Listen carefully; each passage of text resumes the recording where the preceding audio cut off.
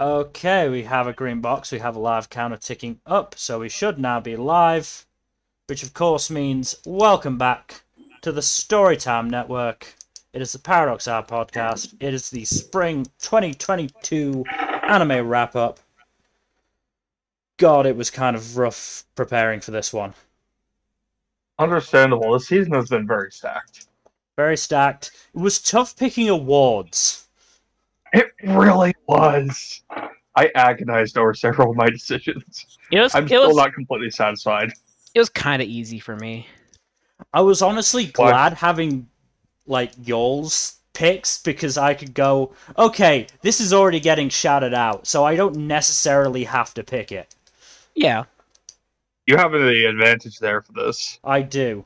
Still tough, though.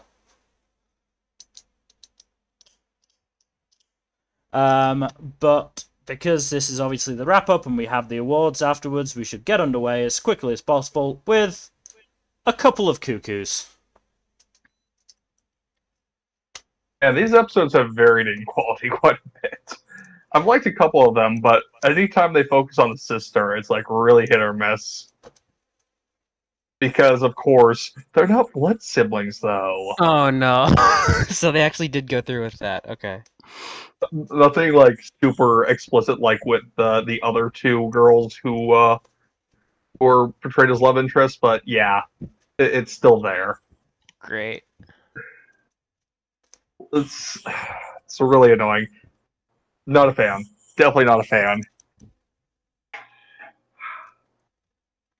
But yeah, no, he has great chemistry with the other two girls, though, which is nice. This is actually the kind of series where I honestly like the girl who's inevitably going to be the runner-up more than I like the apparent main girl, you know? I hate when that happens. I hate when that happens I hate so that much. so much. It sucks. It sucks, but it's like, I can't help but feel like not intentional on the author's part, and yeah, not ideal. But yeah, no, still, it has some funny moments. It's made me laugh a few times with some really funny jokes here and there. Some of the situational humor works, and some of it definitely does not. But that's the case with most situational humor, honestly. You're going to get hit or miss stuff. But, yeah, no, I do appreciate that the relationship between that the girls have, like, connections to each other, more, not just with the protagonist, which is very important to make these shows feel less generic. Like, Erica... if I may interrupt for just a second, oftentimes with shows like that, my favorite moments are often when, you know, like, when they're not trying to ship characters together, it's just the characters hanging out. Yeah, exactly. Like, Erica and Sachi trying to reconnect as sisters, even though they spent most of their lives being separated, is really nice. And Erica developing a friendship with Nagi's crush Hiro is also nice, because, you know, it's the girls having actual character and relationships outside of their relationship with the male lead, which most harems don't remember to do.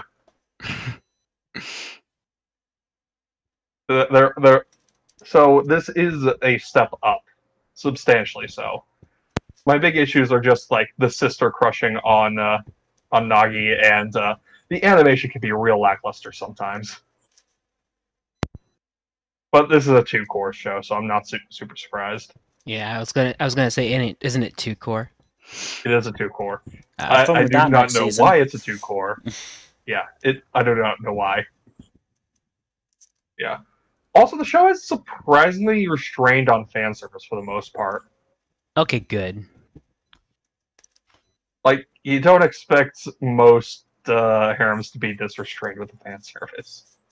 But I am pleasantly surprised by the relative lack of it. Yeah, still a fairly good show, honestly. Not anywhere near the top of my list because holy shit, this is a stacked season. But yeah, still not bad. But we can move on now. Okay, moving on to Aharen is Indecipherable. So this one was pretty good overall. I think over time I realized that some of the gags in the show are a bit samey because the main character Raito, his main thing was often he sees something, he completely misinterprets it, and then like a second later it's proven, oh wait, no, that's not what it was. So that happens a lot, and sometimes it was still funny even after it went on for a while, but sometimes it's like, okay, I already see where this is going, we can move on now.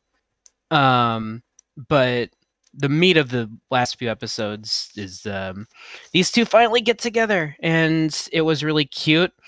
Funny thing is that they go on a couple of the Aharen, Raito, and a couple of their friends go camping, and Aharen decides to confess to Raito, but she chickens out last second, and then Raito confesses instead, and then Aharen just runs away, and then for like the next episode and a half, it's just shenanigans like normal, and everyone around them is questioning, did they get together or didn't they, or what the hell happened?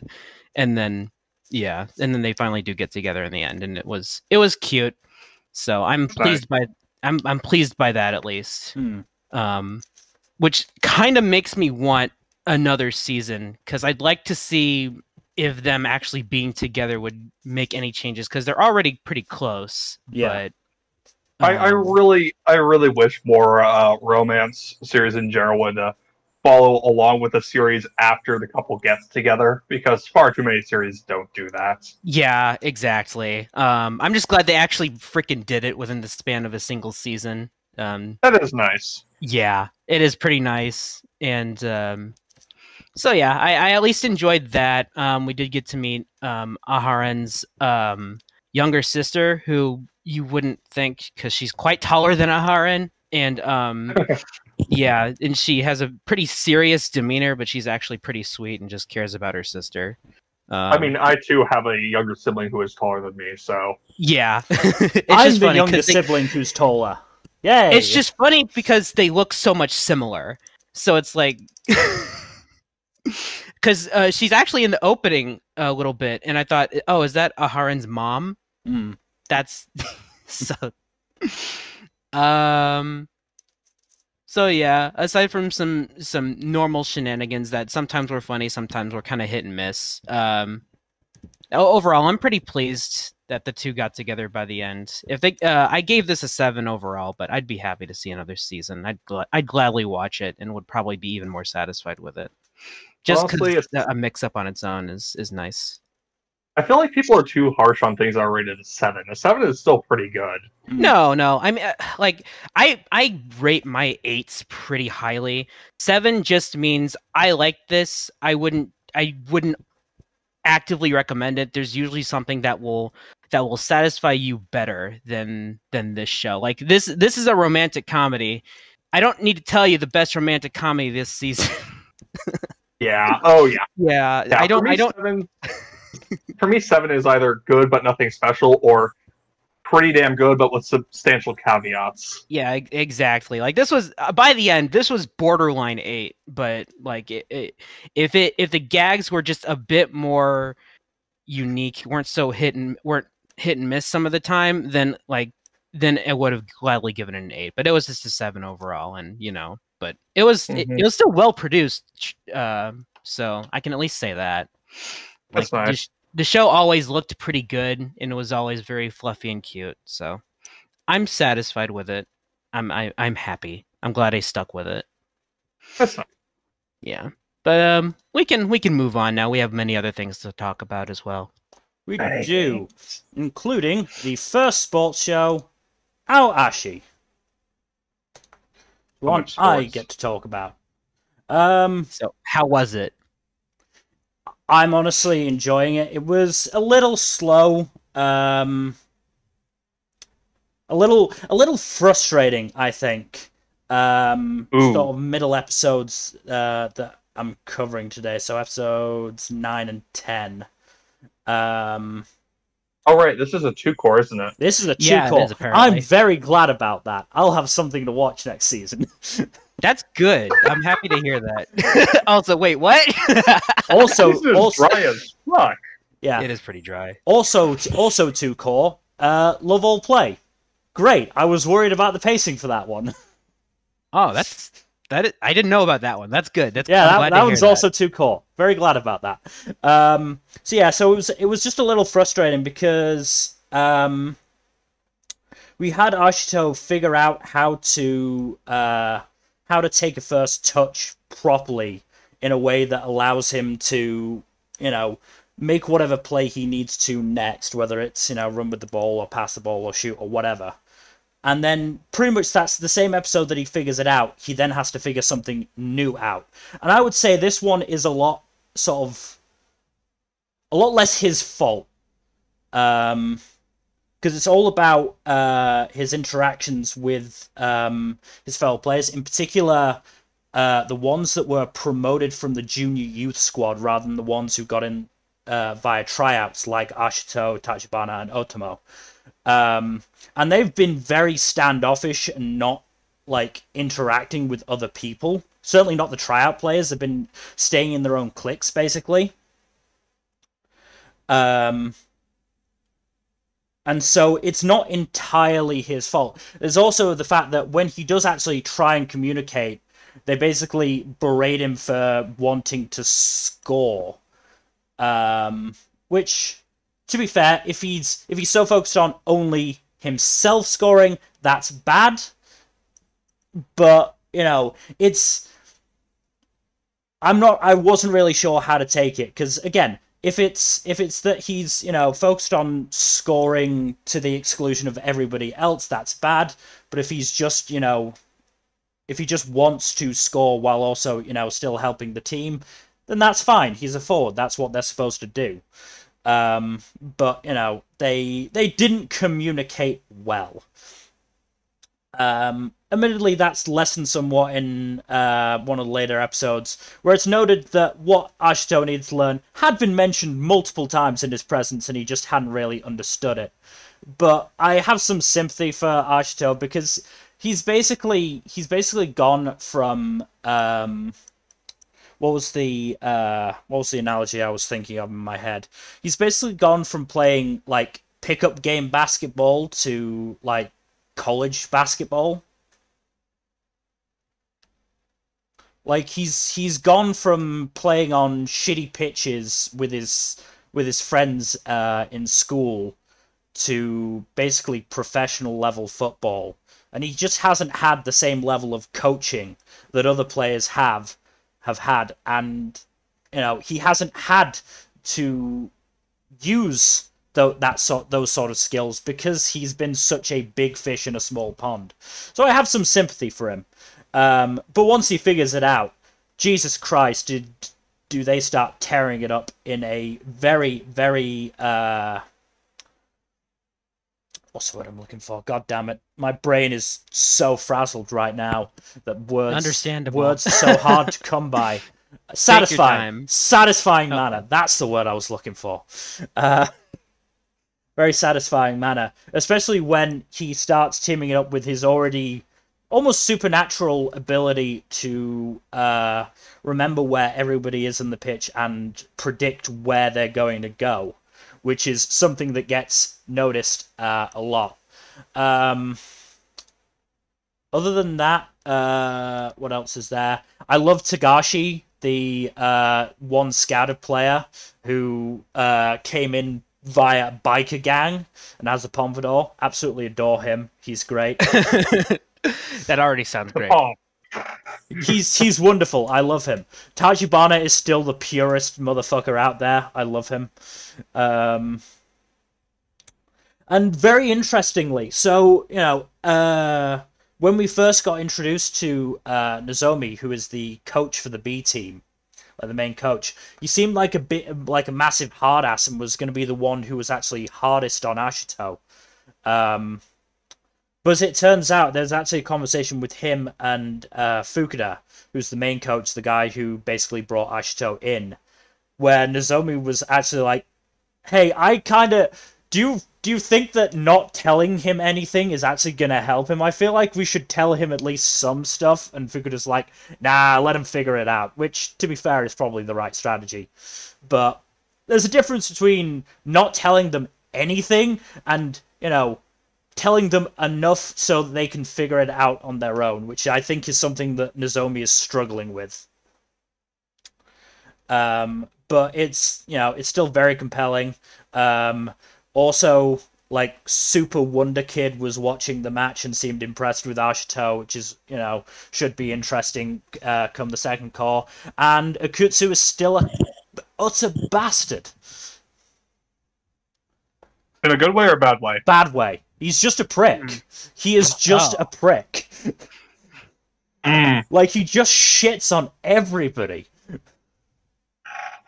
Literally or metaphorically? Metaphorically, thankfully. He would be in my antagonists of the season if he literally took a shit on somebody. Yeah, no, I'm enjoying this. Really glad it's getting a second call.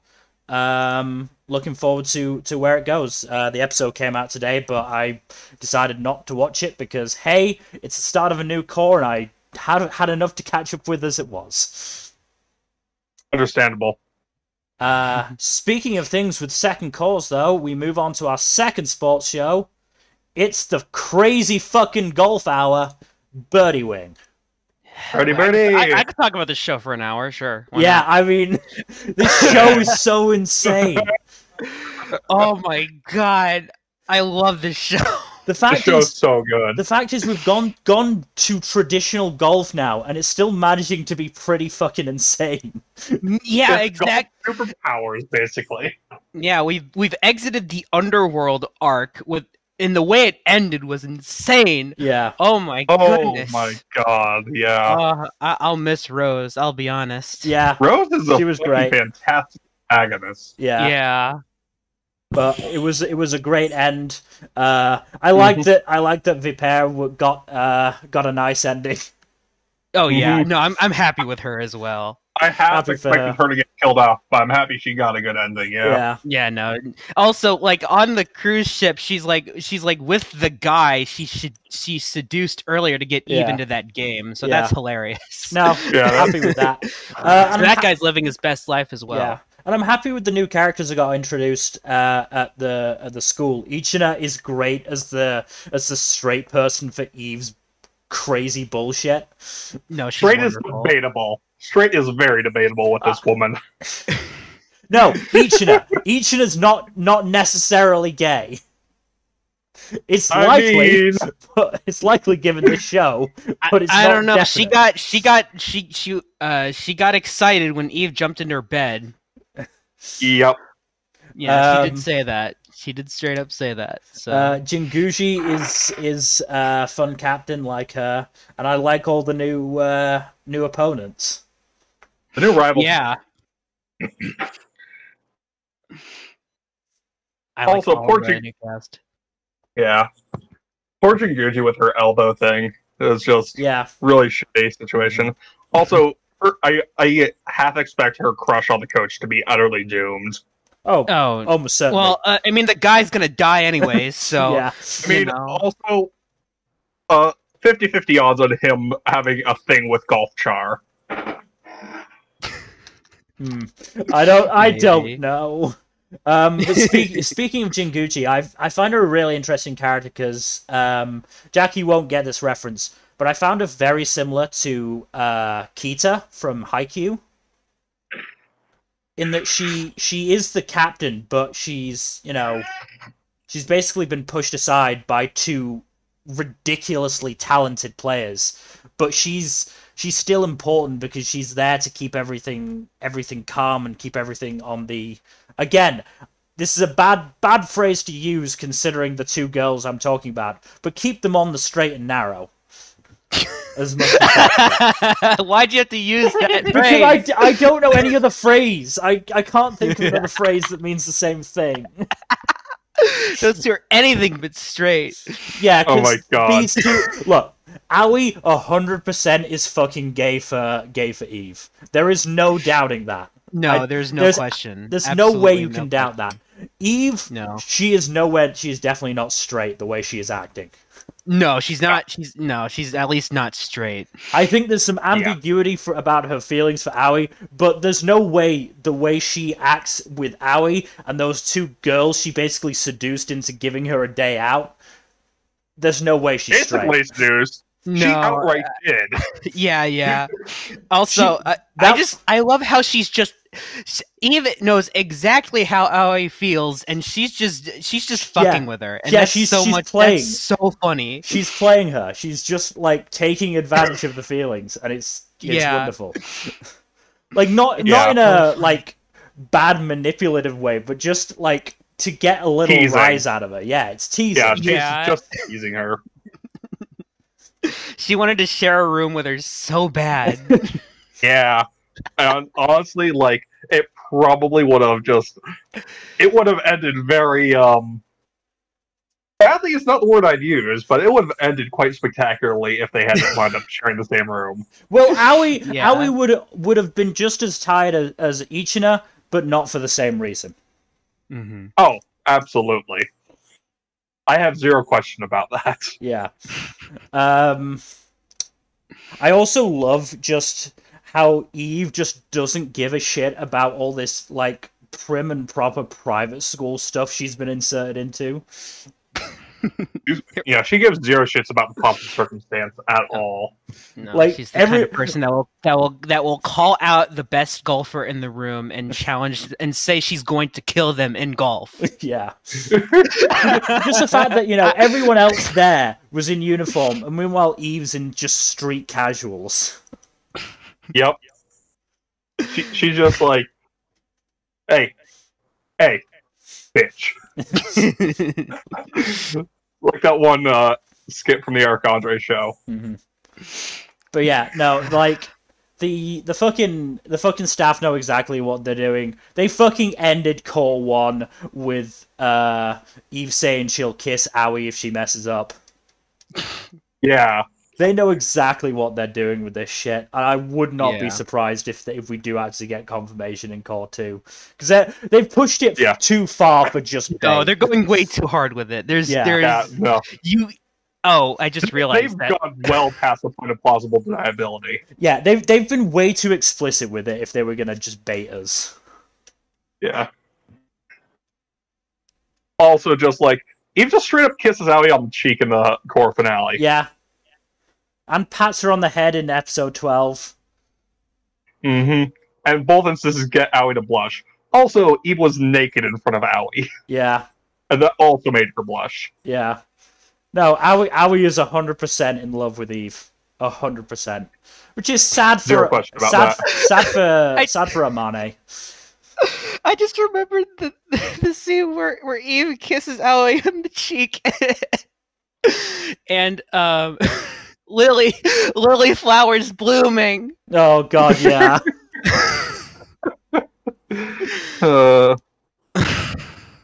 Also, if you sidebar reference to if you just before that, if you haven't watched the episode and heard the dialogue, Lily in Japanese is Yuri. Oh, God damn it. I'm fairly sure. I'm almost 100% sure that Ichina said Yuri Hana, whatever the fuck Flowers is. I can't remember exactly what it is. Hana. Flowers is Hana. Yeah, Flowers it was Yuri Hana. I remember that. God damn it. Also, I love the bit with Eve sending Gunpla to Lily. Oh yeah, and, picking a basic bitch Gunpla.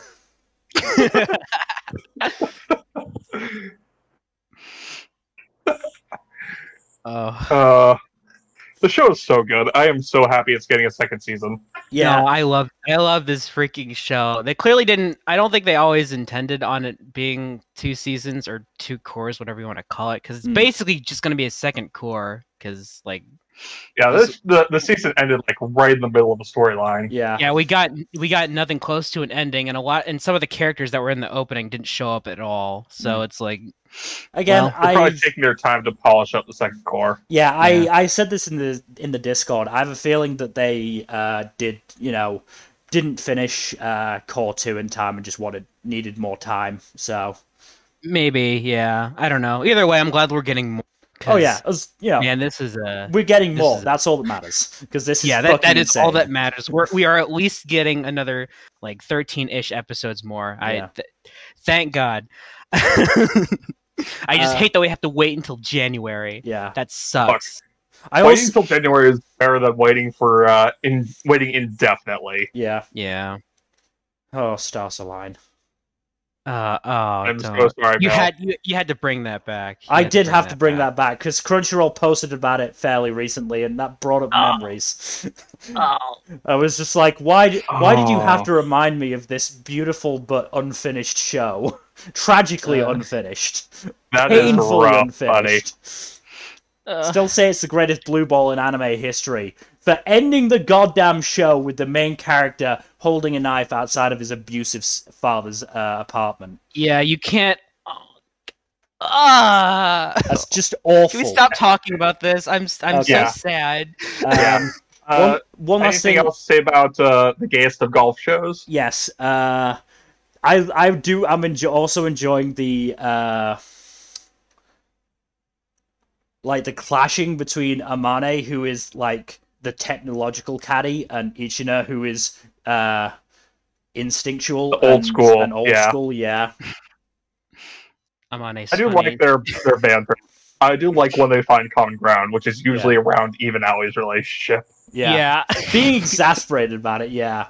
Amane is not a fan of their relationship. They're either exasperated or horrified. Yes. Also, I just remembered, Eve is a motherfucker for her final shot against Rose, where she bounced it off Rose's ball to put it. Yeah, that was so... That's just such a bitch move. But it's perfectly in character and it's fucking badass. Oh no, it's great. Yeah. I love it. It's perfectly in character, but it's just like, come on, you had it won. You didn't need to do that. Dick move, but I respect it. Yeah.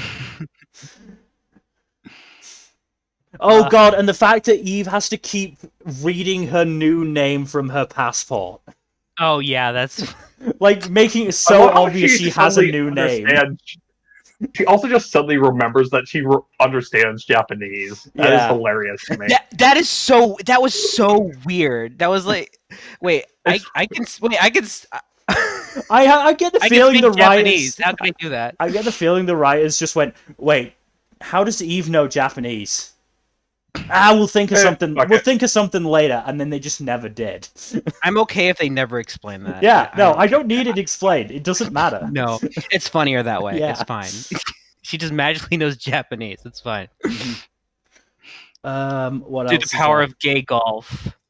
The mini golf bit was fun, just because Eve was just bulldozing through a game that's meant to be about, technical skill, just bulldozing through it with power. Yeah. She really is the when all you have is a hammer type golfer. She really is. Liked that one golfer Sato's design, even if she did just get murdered by Eve. Yeah. Not literally, figuratively, but yes. Golfing wise. She murdered her in golf. Yeah. Yes. Yeah, no, that was fun. Rip Sato, I guess. Yeah. As I said, I liked her design, but, Great design. Love to see more buff girls in anime. Yeah. And thankfully, we didn't get confirmation, or, we didn't get the reveal that Aoi's mum is also Eve's mum. Because that would be quite bad. But no, the end of season reveal was that Coach Amuro is ill. Dun, dun, dun. Who gives a shit? The girls are being gay. Yeah. Yeah. That's more important. Yeah. Way more important. I mean, I like the guy, but... I don't mind the guy, yeah. Yeah, he's fine. He's cool. I just, that's not Might the be a star of bit- the show here. He might be a bit of a manipulative asshole, but who knows? Yeah. No, he's a bit of a manipulative asshole, but you know what? What he's doing is working. It so, is, all right. yeah.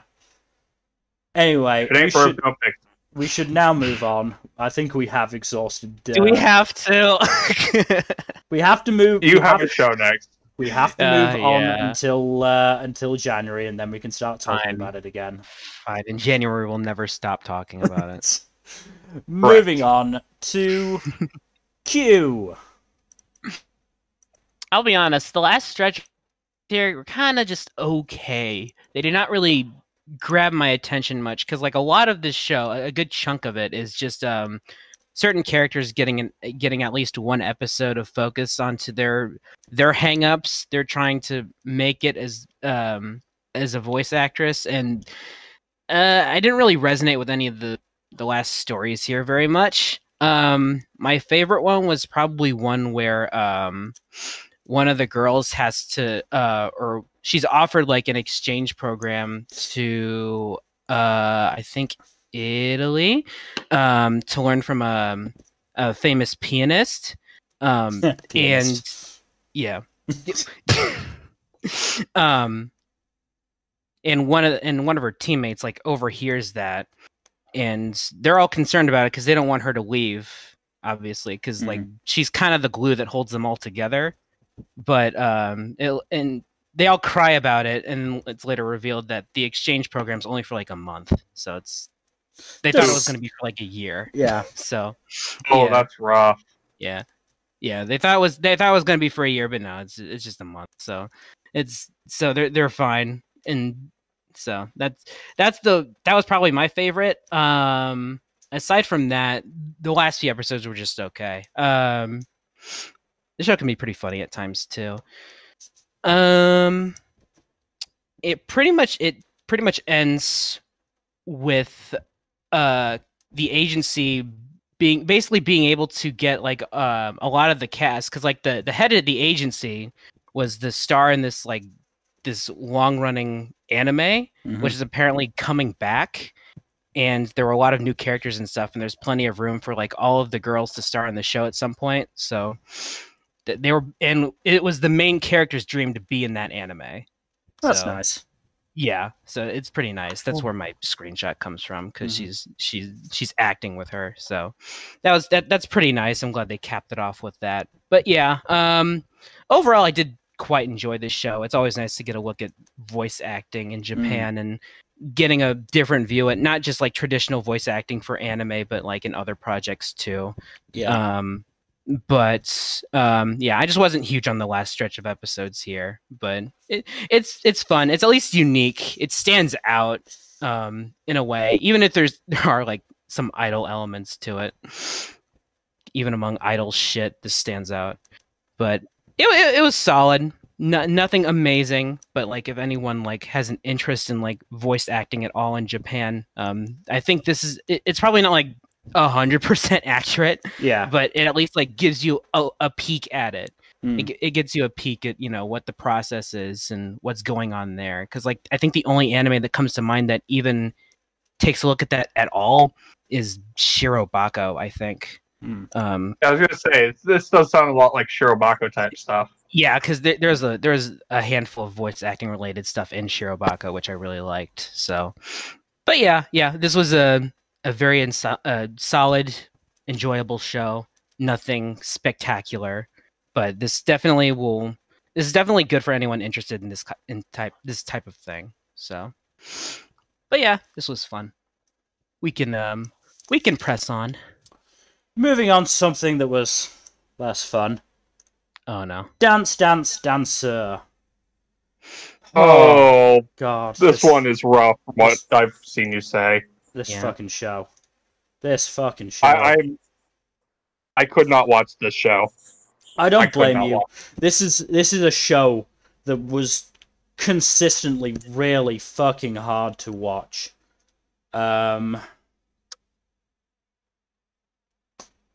So things seem to be So how to summarize this properly?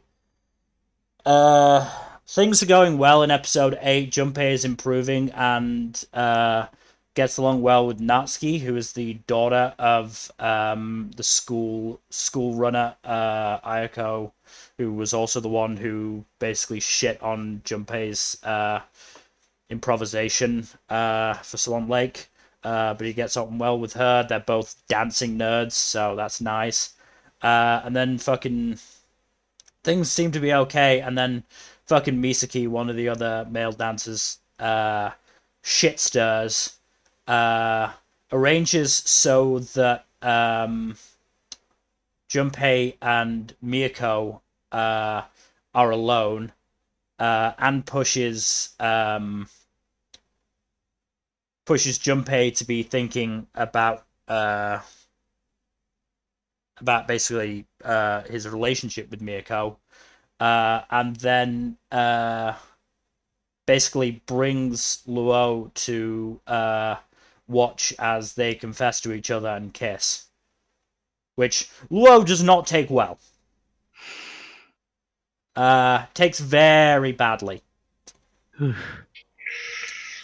Because, as we learn in a later episode, Miyako is basically the only person who saw Luo for himself, because the only other person he consistently interacted with during his childhood was his grandmother, who, as mentioned before, abusive, and as we learnt in one of these episodes, has dementia, and by the end of the show, only sees Luo as his mother.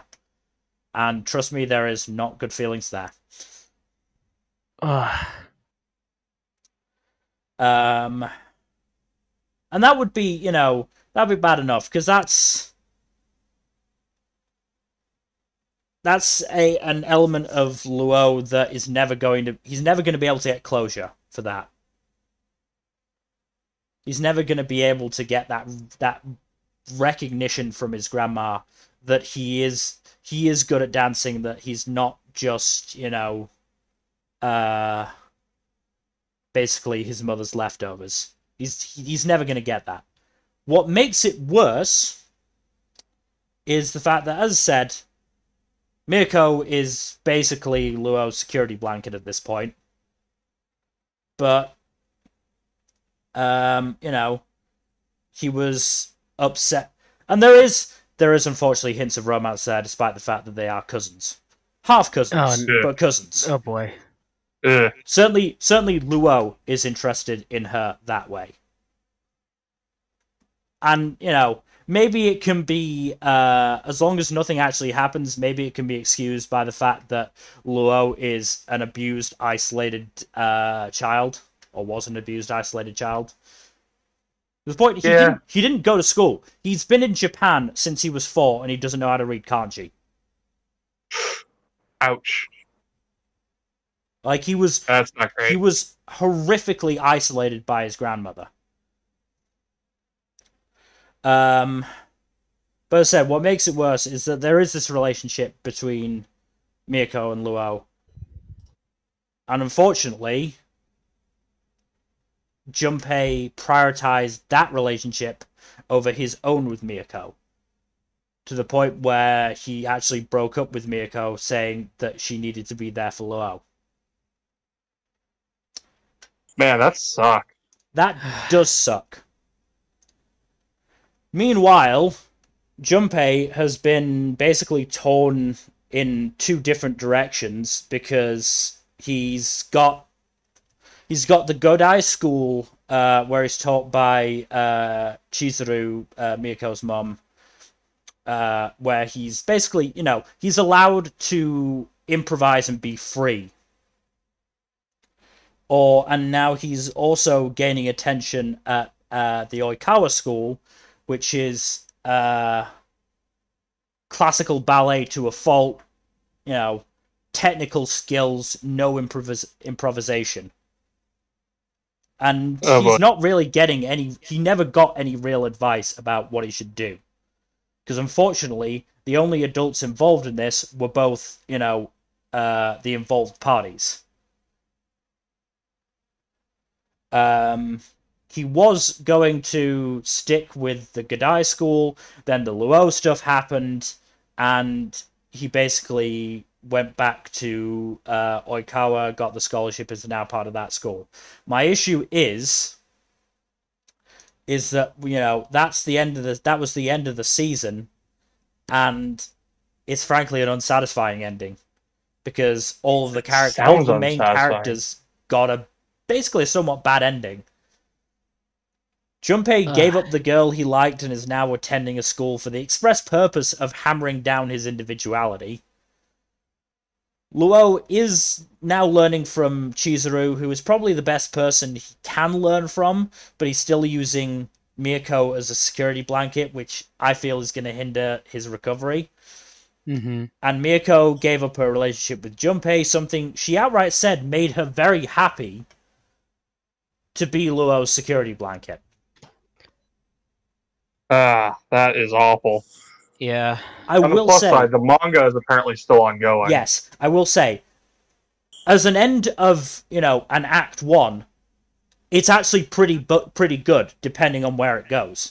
You know, depending on if these characters grow from these moments.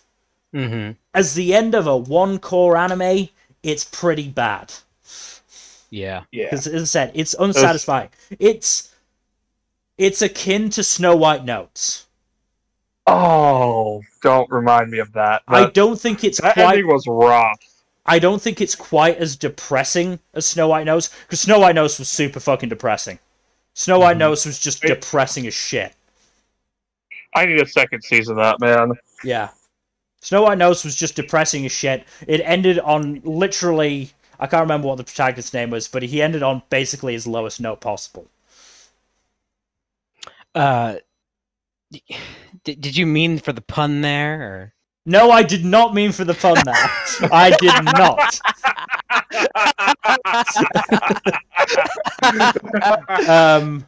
But you know, the main three characters don't necessarily end on the lowest possible, you know, as low as they possibly could go. You know, as I said, Luo can definitely go up from here. It's Miyako and Junpei I feel for. Because Miyako, I really don't know where Miyako goes from here. Because she is just now attached to Luo. And I'll point out that in the flashback, and this is bad, but, you know, it's excusable to an extent, but this is still bad. When Miyako, at one point, you know, when they were children, said that she wasn't going to come see Luo anymore because he wanted her to join him in his lessons with the grandmother who was abusing him. When she said that she wasn't going to come anymore, Luo basically threatened to commit suicide if she didn't come back. Oh, that's yikes. Yeah. As I said, the relationship between Miyako and Luo is not good. And I think... That's toxic shit right there. Yeah, it's a toxic relationship for both parties. And the fact that, you know, Junpei, you know, and other characters, you know, pushed Miyako back into it is really not good for her. And it's not good for Luo either. Junpei, he's going to get better at dancing, I'm sure. But I just, you know, I worry about his individuality. As much as I'm frustrated by his dumbassery, you know, it makes him an interesting protagonist. Otherwise, animation, great, as you'd expect from MAPPA. Mm-hmm. Absolutely wonderful. Music was good. It's, you know, there were some really enjoyable parts, but there were so many other parts that were just sheer uncomfortableness. Mm-hmm. But, you know, any anime that skewers toxic masculinity the way it did, I'll give a good grade to. That's fair. Mm-hmm. Moving on then to, and I'm glad this is going to be the last time I have to say this name, Daimon. I get it right? Daimon. Daimon. Fuck it. Doraemon. God damn it. God fucking damn it. You know what you're doing. That fucking screenshots. Yeah. What I will say is, I didn't finish this. Really? I got to, what was it, episode 10, I think it was. That was the New Year's one, wasn't it? Yes, I believe so. Yeah, I got to episode 10, and I was like, it was the last show I was catching up on, and I was tired. I was like, I'm really just tired of catching up on anime. I just want to stop now. And it was a good thing I did, because otherwise the stream would have been even more delayed for, having to prepare for it. Mm-hmm. Yeah. Because the only reason I had enough time to do everything was because I stopped where I did. I might go back to it. I've read the reviews on ANN, but I'm okay where I am. I would encourage you to at least finish the core, because it's only 2 episodes beyond the one you finished on. 3 episodes, because it's 10, 11, 12. Oh, okay. Yeah, that's right. Still, I think the last few episodes are pretty nice. I'm sure they are. It's not a bad show. It's just like not a show that Honestly, really gripped me. It had good elements, but I never really felt, I never felt invested to the point where I was like, I have to watch this. The way I was but with did it at a least lot of other make you shows. feel watching it? I would say so, yeah. Maybe you should use it as a palate cleanser after Danseur. You'd think so, but like when I finished it, yesterday. Finished it last night. I was like, okay, I need to finish one more show, and then I'll only have 2 to catch up on Saturday. And I was like, I tried to watch stuff. I tried to watch it, and I was like, I honestly don't feel like it. Danseur has ruined this day for me now. That was that's harsh, huh? It wasn't quite as bad as the way fucking To Your Eternity's first episode completely ruined my day. But like I couldn't watch any anime after Dance's finale. Like I tried to use Deaimon as a palate cleanser. It just didn't work. Damn. Man. That's unfortunate. This is still a very nice show. I think I enjoyed the humor of it more than I did the emotional aspects to an extent. That's understandable. The humor of it is very nice. The humor of it is pretty good. But like there's just some of the character interactions just aren't great. I'm still You mean like Nagumo's parents with him? Yes. Nagumo's parents are just kind of assholes. Yeah.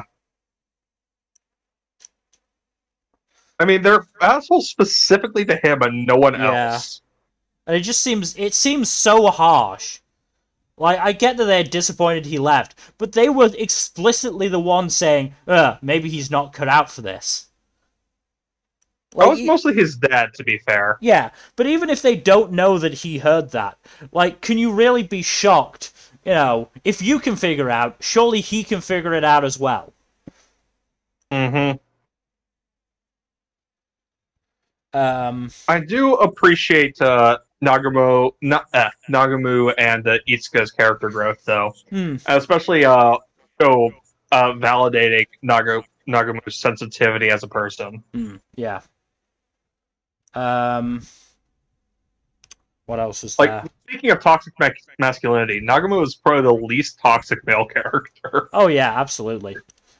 He's just such a sweetheart, and I appreciate that the show validates that. I mean, the fact is, his reaction to, a fir tree arriving at his house is, oh my god, did a rich older man with long legs send it to me?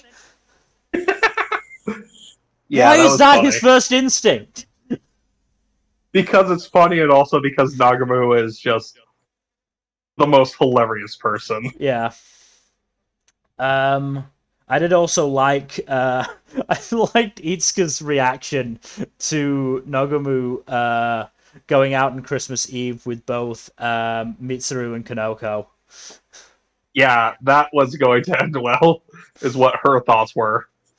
But, I mean, I'm also not a huge fan of the relationship with Kanoko, just because I feel like the show is making bad excuses for them not to get together again. Yeah. Also, I do, as funny as it is that Itsuka is just absolutely horrified whenever both Mitsuru and Kaneko are in the same room with each other. I don't think the show ever once entertains the possibility of Mitsuru ever having a chance with Dagamu. Yeah, I think they even said in episode 9, or Nagomu even said in episode 9, like, he was glad Kaneko was there, because it would have been awkward being alone, you know, on Christmas Eve with Mitsuru otherwise. Yeah. Yeah, he seems to be at least somewhat aware of the implications. Yeah. He just doesn't seem to connect the dots to Mitsuru having feelings for him. Yeah. I did also like the gag when they gave him their Christmas presents, and they were both like, oh no, that present's so much better than mine, and I couldn't even pull it off. Yeah, that was fun. I also just really appreciate that the show does occasionally flesh out the supporting cast characters really nicely as well. So gives like little focus segments to some of the supporting cast, like what's his name who cross dresses? Saki. Saki, that's it. Yeah. I'm sorry, I was just going through so many characters putting together my awards nominations. Some of them got lost in the shuffle. It's fine. I only remembered it because his name was mentioned in the last episode I watched. Right. I can't remember the Glasses Girl's name. So if you could remember that one, more power to you. It's hard. There's a lot of characters to juggle in this one. It's a nice show, though. I would honestly recommend it just for the nice comedy vibes and having surprising depth to it every now and again. Kisaichi is her name. Right. Or Hero, if you want to be on a first name basis, which that she'd appreciate. Well, unless it was the old dude, yeah. What's his fucking name? Where is he? What is his fucking name? Masa. That's his name. Masa. Masa, right. Again, pretty Masa's good. A cool dude. Yeah, Masa's a cool dude. Pretty good gag of her giving, you know, fairly normal sized presents to Saki and Nagomu, and then giving this giant gift basket to Masa, and them just going, "This isn't even fair." This is blatant favoritism. Yeah. Yeah, I mean, it's a nice enough show. It's got decent enough humor that mostly hit. Like, there was nothing that I was ever like, oh, I don't like this humor, really. Like, some of the stuff with Nagomu's parents was played for comedy, and I didn't like that. But for the most part, it was okay. Nothing offensive. Yeah. I think it was just a bit slow with some of the character moments. You know what? I think your problem was you tried to binge this. Possibly. That might have been the issue. As I said, this was at the end of, you know, several days long binging session. I was tired. I was very tired of also having to doing summaries afterwards. I would recommend that you watch the last 3 episodes spread out over a few days.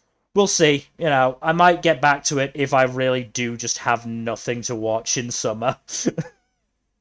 I guess. I mean, to be fair, summer's going to be very dry regardless. I know I'm gonna have at least 2 shows that will probably last a distance just because of my 2 core ones. Other than that, I make no guarantees. Even the one that should be a guarantee, Lucifer and the Biscuit Hammer, the animation makes that not a guarantee. I might just decide, fuck it, I'm just gonna read the manga again. I might just binge the manga, yeah. Because the manga is really fucking good. What's his name? Anyways. Satoshi Mizukami does great fucking work. Also read Spirit Circle. But yes, Daimon, nice enough Pretty show. Good. In a less stacked season, it would have been fine. Yeah, it's just a really, really crowded season for good shit. It is just the fact that of the 11 new shows I've finished, 9 of them I really, really enjoyed. Or thought were, at the very least, thought were good. Because I can't say I really, really enjoyed Danseur. Yeah. I can't say that. But it was good. Like, the quality of it was good. It was just rough.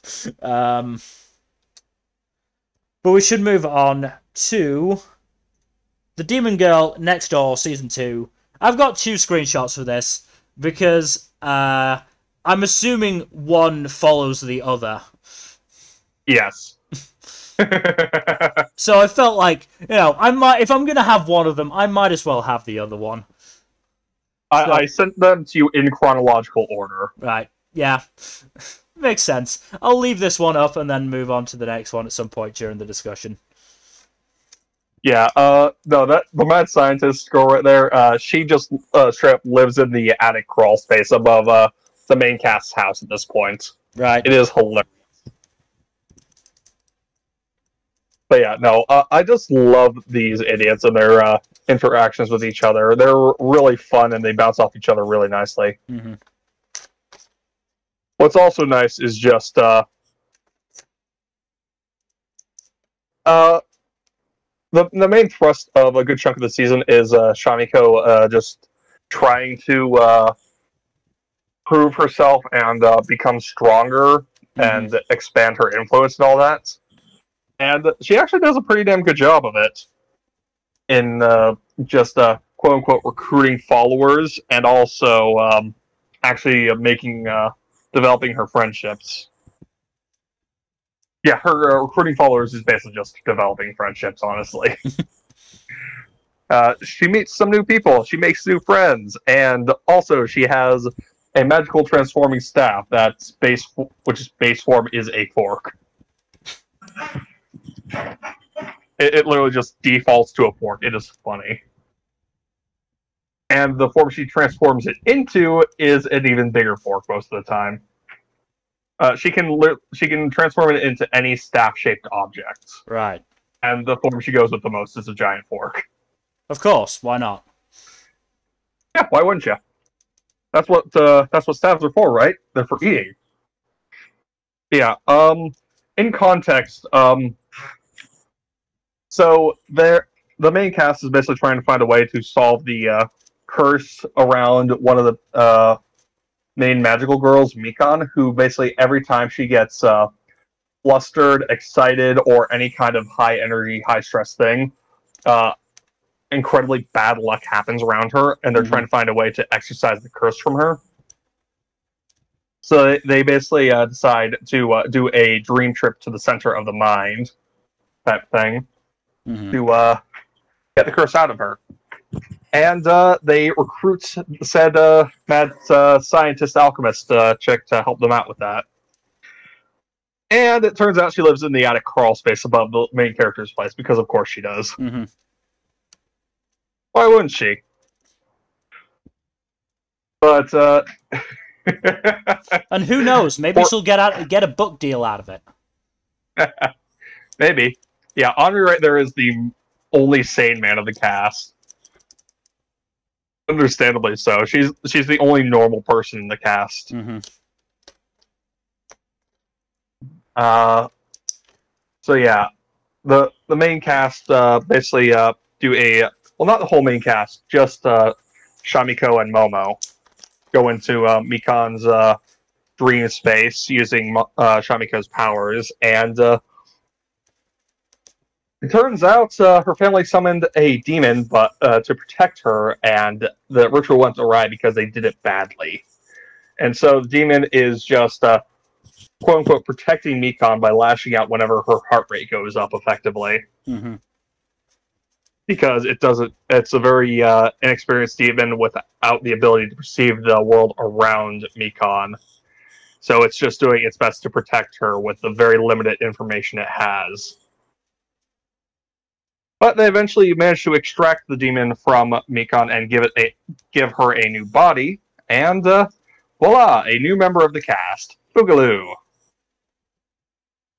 who is just plain adorable. She's an absolute sweetheart, but not very bright, which is to be expected, honestly. Yeah. Yeah, this show's really fun. I really like the dynamic amongst the main cast, and every so often the show gets just a little bit more explicit with the with the homoerotic subtext between Shamiko and Momo. That sounds like my cup of tea. It really is. I'm surprised you have not watched this show, Nmbr. I'll get to it. It's on my list. I'll get to it someday. Sounds like it's right up your alley, honestly. Yeah. Yeah, no, it's a fun show. Very cute and very wholesome. Does have occasional dark things, like when it goes into Shamiko's dream space, and you find out that she's deathly afraid of hospitals, and for good reason. Sounds Yeah, fun. I'm sure. This is a light-hearted entertainment show, isn't it? it is lighthearted. But she has a fear of hospitals that manifests in her dream world swarming with surgical implements. Less light-hearted entertainment show. To be fair, it is still presented pretty lighthearted, and she's not threatened by those implements for too long, but still, kind of dark still. Mm. Yeah, no, good show. Definitely recommend. One of my favorite sequels of the season, though. There are 2 sequels that are even better. Oh yeah, we'll get to those. Are we getting to them now as we move on to Digimon Ghost Game? No, but we'll Fair enough. get to that. I mean, this show's still solid though. Although I'll be honest, nothing super remarkable has happened since the last time we talked about it. It's mostly just been a stretch of monster of the week type things, but all of the episodes were actually really solid. Just some really good horror-ish ideas done well, which is good. Let me see. Let me run through the episodes real quick, because the first one is Angoramon, one of the main partner Digimon in the show. He reunites with his old friend Digitamamon, who lives alone in an empty house, and it turns out the reason for that is that he ate the family that lived there, and has been luring other people there so that he can literally devour their souls. And I feel like that escalated from the last time we talked about this. Yeah. Terrifying. No, yeah, it's been getting progressively darker. Yeah, I feel like the last time we talked to you, it was like, oh, happy Digimon adventures. It's always had some horror elements to it, and there's been dark stuff here and there, but literally eating people is that's a new one. But yeah, and this was originally a fairly sweet Digimon, but things just got out of hand. It devoured one person, and it was like, I need more. And so Angoramon ended up needing to put down his old friends, and now Angoramon's kind of questioning himself here as to whether he's more human or if he's more Digimon. Did they have a whole of mice and men type moments? Oh, not quite, but I could see parallels.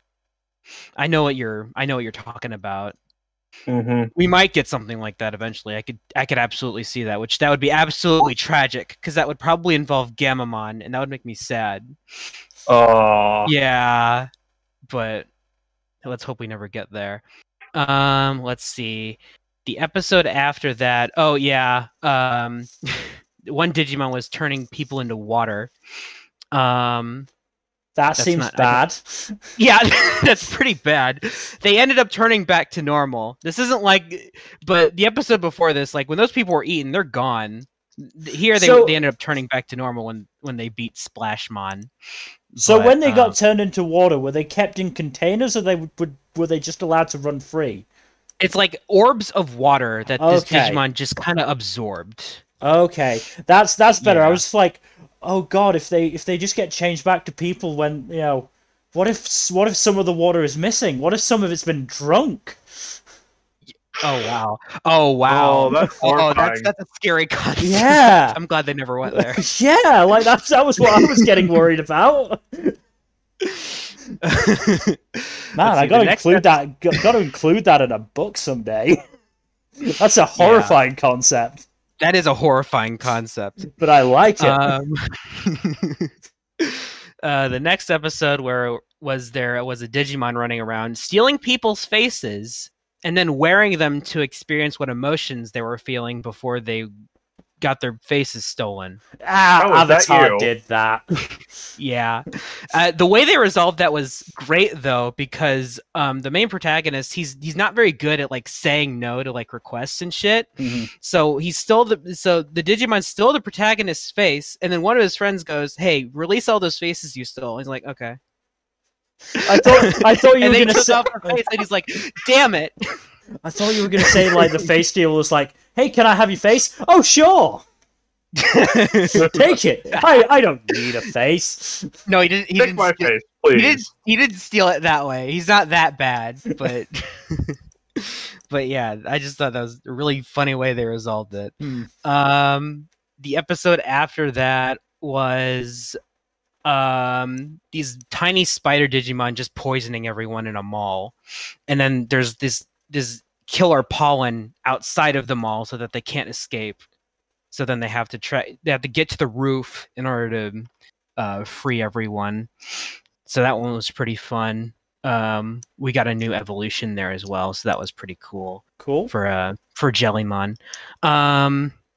Let's see. Did he become Jello? The episode after that was pretty messed up. Messed up than the eating people and turning people into water.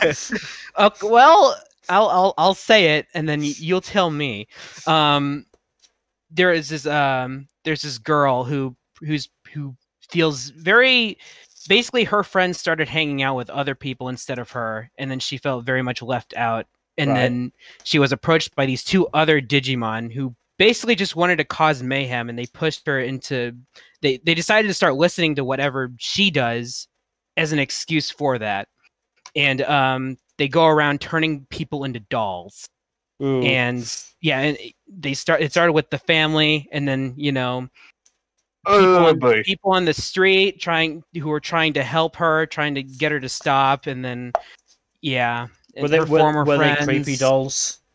Yeah. Oh yeah. I should have given you a screenshot of that. They were very creepy dolls. They had these big blacked out. It was kind of like if you've seen like voodoo dolls, a little bit like that, but like way creepier. So yeah, they were turned into these those dolls.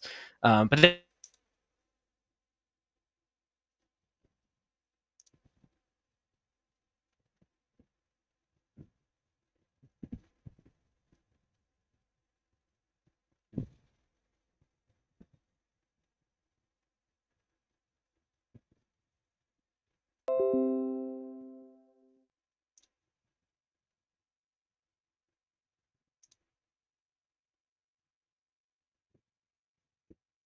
I don't remember.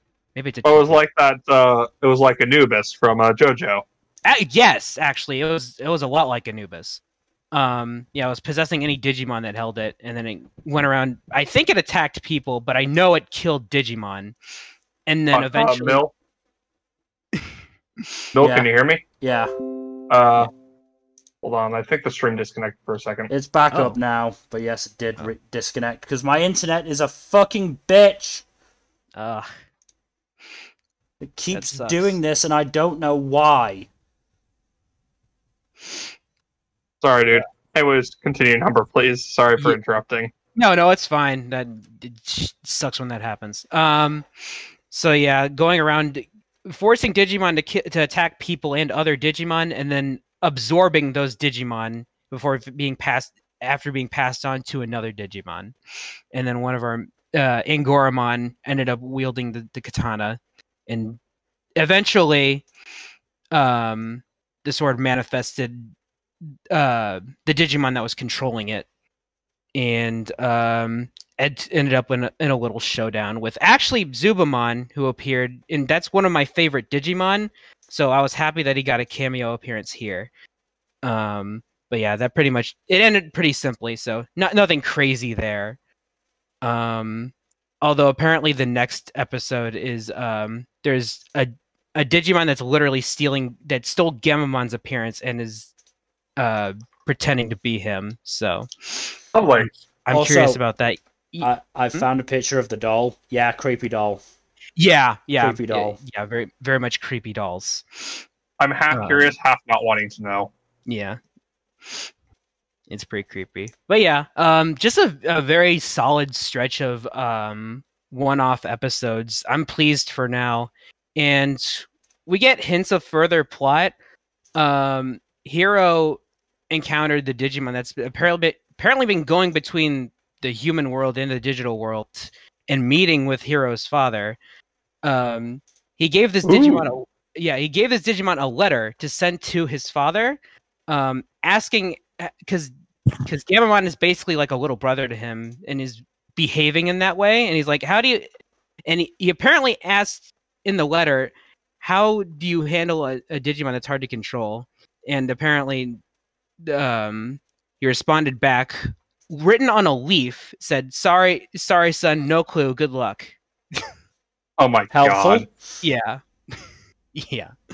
So there was that. So yeah, just a nice stretch of one-off episodes. I'm happy. I'm looking forward to the most recent one because I think I'm gonna get a new reaction image from that because I saw from the preview this one really sad shot of Gammamon. Oh no. That, yeah, it's Did really they hurt your baby boy again. I think so. But yeah, I'll be sure to make use of that one after that episode airs. But yeah. But that's enough on Digimon for now. Good show. Looking forward to more. We can move forward. Moving on then to Dragon Quest Adventure of Dai. How much longer has this got to go? It's actually maybe like a quarter or two at most. Jack, have you watched the most recent episode? I have seen the most recent episode. I think there's maybe a core left. At most two, but I don't think there's two cores. I think it's just one. Yeah, because it looks like we're at the final battle now. Yeah, they are about to face the final boss. Yeah. Also, good screen. Yeah, I loved this. I almost used the one where with Hyunkel retiring from fighting. Joe reference. But I had to make this instead. I love their relationship. It's so sweet. It's so sweet. And then I hate that this moment's ruined by her being grabbed by a tentacle monster. Yep. I've seen enough. I don't know where this. No, I'm just kidding. It doesn't go that bad. No, it's not. It's not that bad at all. I feel weird about that episode. But real quick, before we get to that, I wanted to talk about like him and Hyunkel. That was great. I loved everything between those two. I love him, and I like how he's basically an ally now. I think that's really cool. Oh, Warheart? Oh yeah, Warheart as well. Yeah. Oh yeah.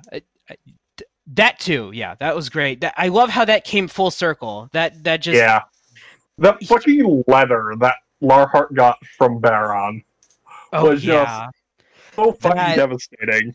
Yeah, I teared up a little bit at that. That's just my other son. I'm like, oh. And the reasoning for him coming back is pretty good as well, because that happened with Pop way earlier. So it's not like it was pulled out of the author's ass or anything, which is nice. No, it wasn't, and that's good. I am pleased with that. So it's like he tried it on all three of his subordinates, and only one made it out. So that makes it pretty clear that's not a guaranteed thing. Yeah. And now Larhalt is filling in for Hyunkel, who's gotten so beaten that he has to retire from fighting, which led to that one screenshot I mentioned. But yeah, so I'm happy for Hyunkel. He can finally rest. Yeah. Yeah. But yeah. Him and Hyunkel have a great dynamic. Yeah. I'm glad that Him came back, especially with the cool disco hair. Yeah, the cool disco hair. And now Chiyo is his captain unofficially. She just fucking paints a number on him, and he can't rub it out. It's he is technically a monster, so yeah, that works. Tracks. I guess. Yeah. And then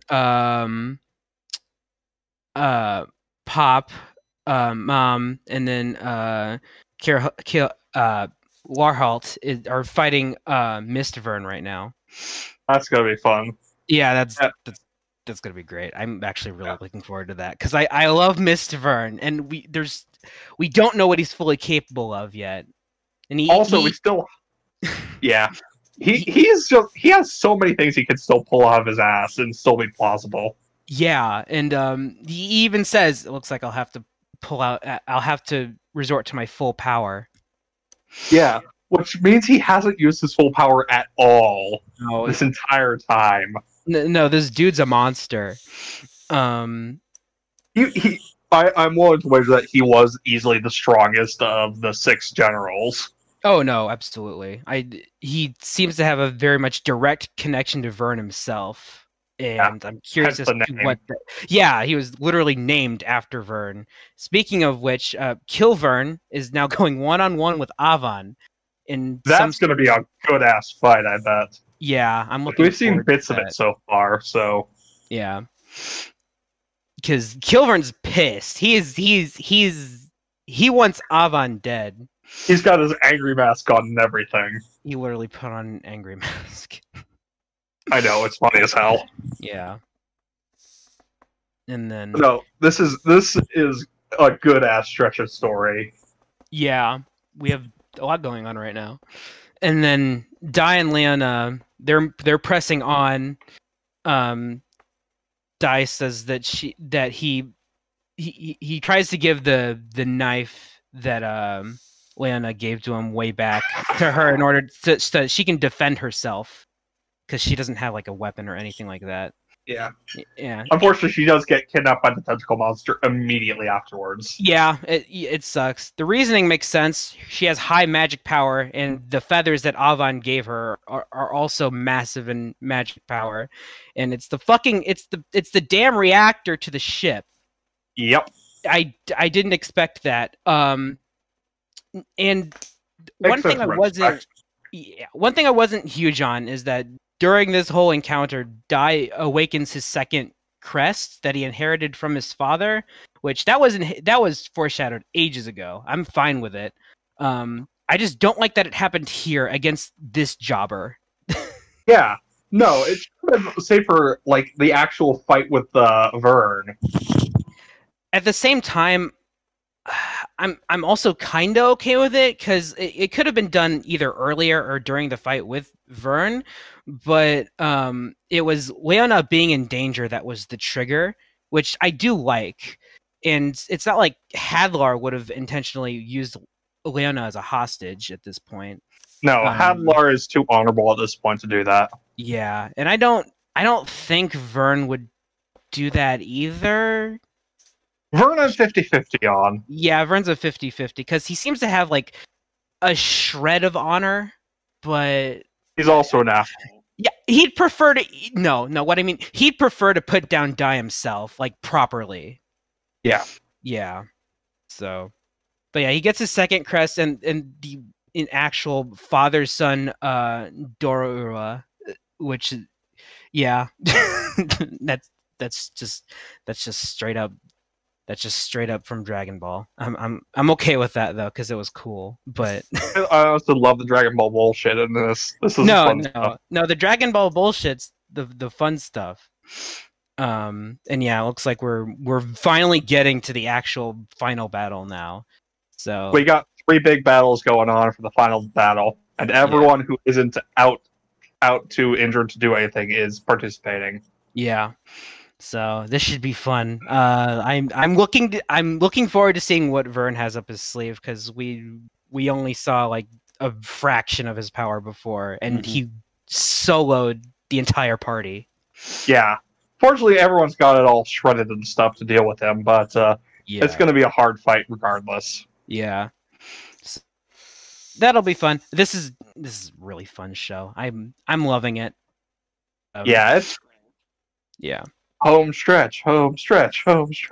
Yeah, I do as much as I do enjoy it. I am ready for it to wrap up. Hopefully this core. I mean, I'm curious. Yeah, it's gonna. I am curious to see what Toei's going to put out after this though, because that's a time slot they're going to have to fill. Yeah, it's gonna be weird not having it on the list. Yeah. Yeah. We've had it on the list for over a year now. Yeah. And when did it... But moving on. When did it from start, just quickly? Fall 2020. Year and a half. Whew. Over a year and a half. Yeah. Yeah. So if it does end next core, it will have gone on for close to 2 full years. Yeah. But moving on then to the Executioner and her way of life. There's some creepy shit in those last couple episodes.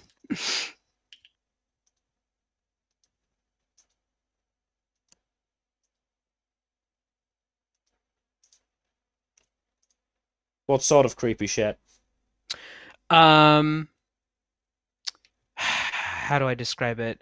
Basically something out of a horror movie. Because like a little girl summoning monsters, killing herself in order to revive herself, stuff like that. That's weird. Yeah, it's pretty crazy stuff.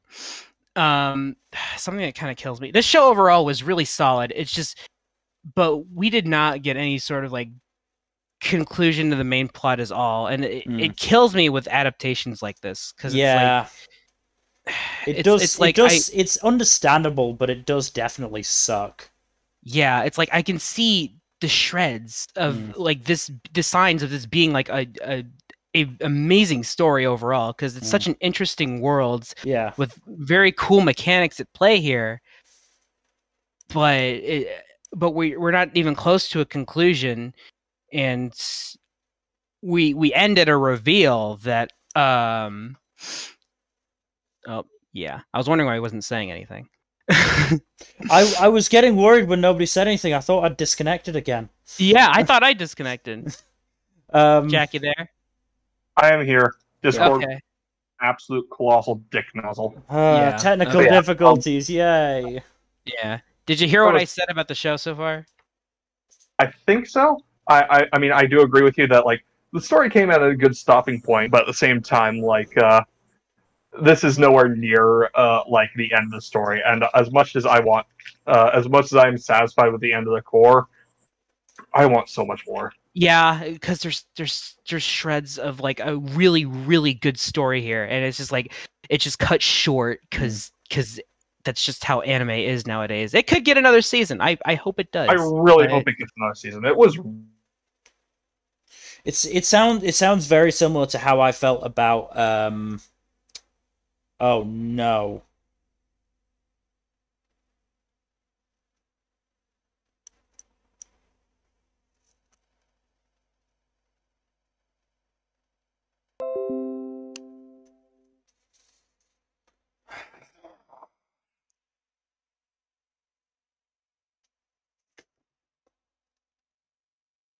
Also, like, makes sense as to what she's capable Hold on. of. We disconnected again. Stream disconnected again. Oh my! I don't know what it is.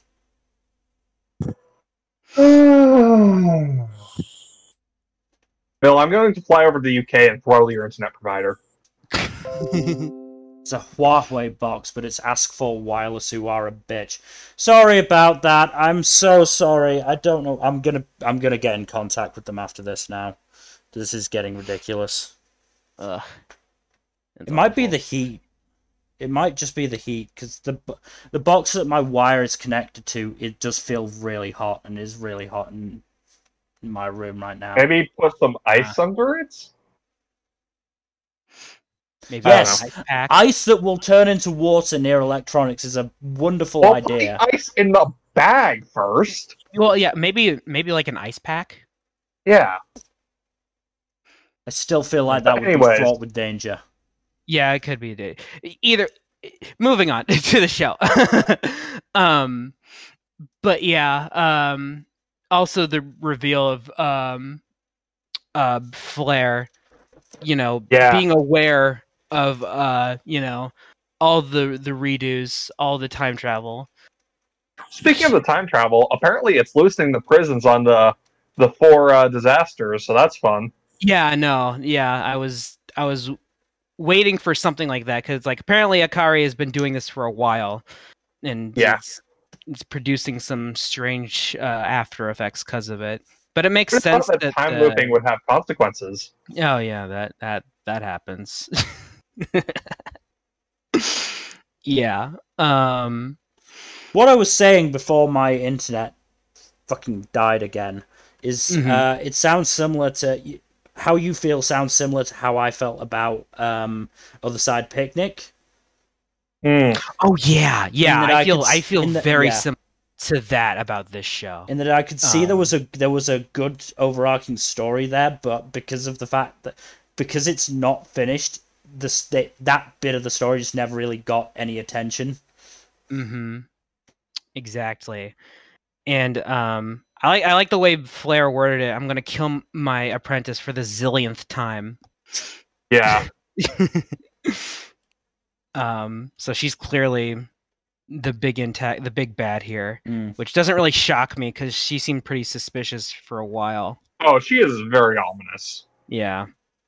Unfortunately, she doesn't really have like much of a direct role in the plot at this point. Yeah. Which is a damn shame because she has a great design and a very interesting possible character arc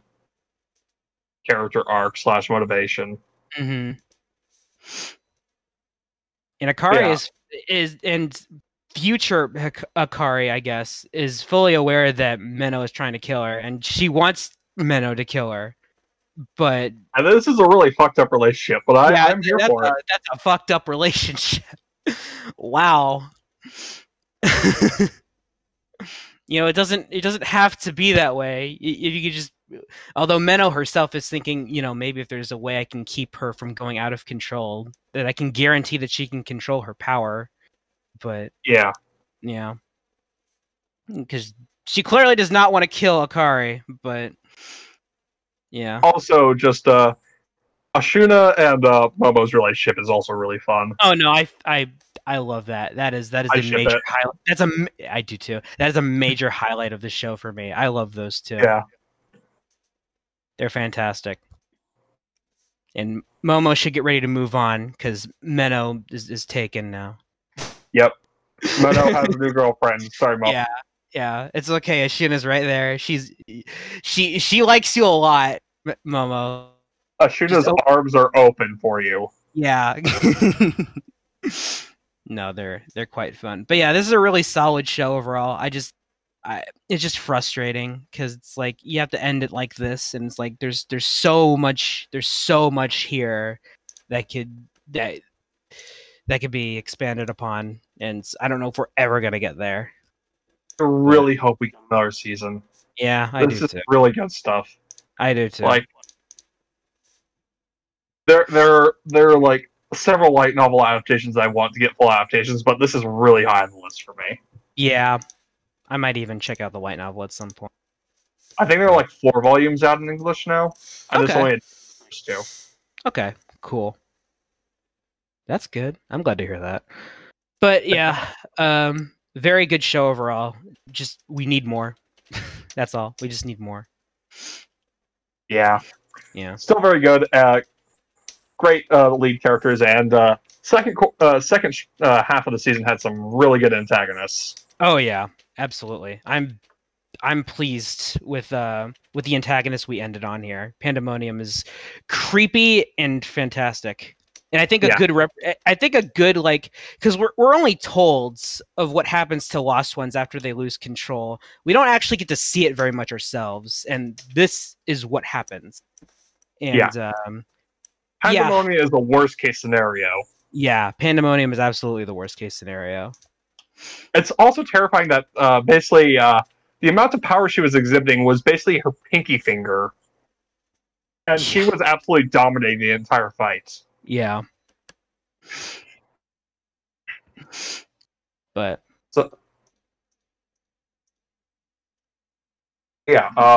good shit. Yeah, good Needs stuff. More stuff though. Yeah, we need more. But we can move on. Okay, moving on then to Fanfare of Adolescence, and I had to pick the screenshot because Jesus fucking Christ, you and Sean are gay. Oh yeah, no, that's yeah. Last 2 episodes went full gay. Last 2 episodes went full gay. They were pretty gay, yeah. So Shun he just straight up has the power to talk to horses. Yeah, but then he lost it and then maybe gave it to you. Yeah, he gave it to you apparently, which I mean, I'm cool with that. Also, Kisuke fucking died. Yeah, that was sad. Kisuke just no, I didn't see that coming. It's like, oh, Kisuke just got scared. No, he died. He straight up died. Wow, I wasn't prepared for that. Well, here's the thing. They said, "Oh, we're gonna put him out to retirement." I was like, "Oh God, are they gonna kill Kisuke?" No, we're sending him to a farm. Oh, thank God. Then the end in an actual farm. We actually see this farm. Then it was the end of episode. What was it? Episode 10. I was like, "Oh no, Kisuke died." Yeah, I'm fairly sure it's implied they had to shoot him or put him down. Yeah, maybe. Because there was when Miku and Shun were stood in the rain together after Miku had berated him, there was a sound. I wasn't sure whether it was a gunshot or not. Do they have to do it that way? I don't know if they do it that way anymore. If that's just like, I don't know. But... That's so rough. Wow, geez. I don't know, okay? I don't know. But I liked the arc that Shun went on, because, you know, it was clear that he enjoyed riding horses rather than actually racing. Mm-hmm. He loves the horses. He doesn't doesn't do it for the race. He just doesn't have a competitive spirit, and that was clear, and, you know, Kuji saw that was clear. A couple of characters called him out on it. Yeah. But I did like that his arc a lot, though. I'm glad he got that focus, because like he needed it, and he got plenty of it. I think you know, pretty much every character except maybe Sojiro got a focus. I mean, some of it was obviously lighter than others, just because, you know, you had 8 characters to cover in 13 episodes. I think if they'd had 2 calls, they would have been able to focus more in depth on characters. But I still enjoyed most of the stories we got for them. I'm pretty much on board with like a lot of the what a lot of characters got. I'm pretty satisfied. I think Eri could have gotten some more. I mean, Eri did get a decent amount in episodes 12 and 13. It just like didn't really amount to much in the end. A bit, but she didn't get like a whole focus episode like a lot of characters did. As I said, it's sort of the issue. As I said, the two that didn't really get focus episodes were Eri and Sojiro. Because Sojiro was very much attached to Hayato's story. Mm-hmm. And yeah, Eri's story was pretty much going on in the background a lot. She was getting a lot of interviews, and eventually, you know, started worrying that she wasn't worth the interviews, which was resolved by a conversation with Asahi, who was still wonderful. Yeah, I'm pleased. It's just like we could have gotten a bit more. As I said, I think if it managed to be 2 core, we would have gotten a lot more detail on. I like Kota's stuff. That was good. Kota's stuff was good. Yeah. And what Sojiro did get is really gay with Hayato.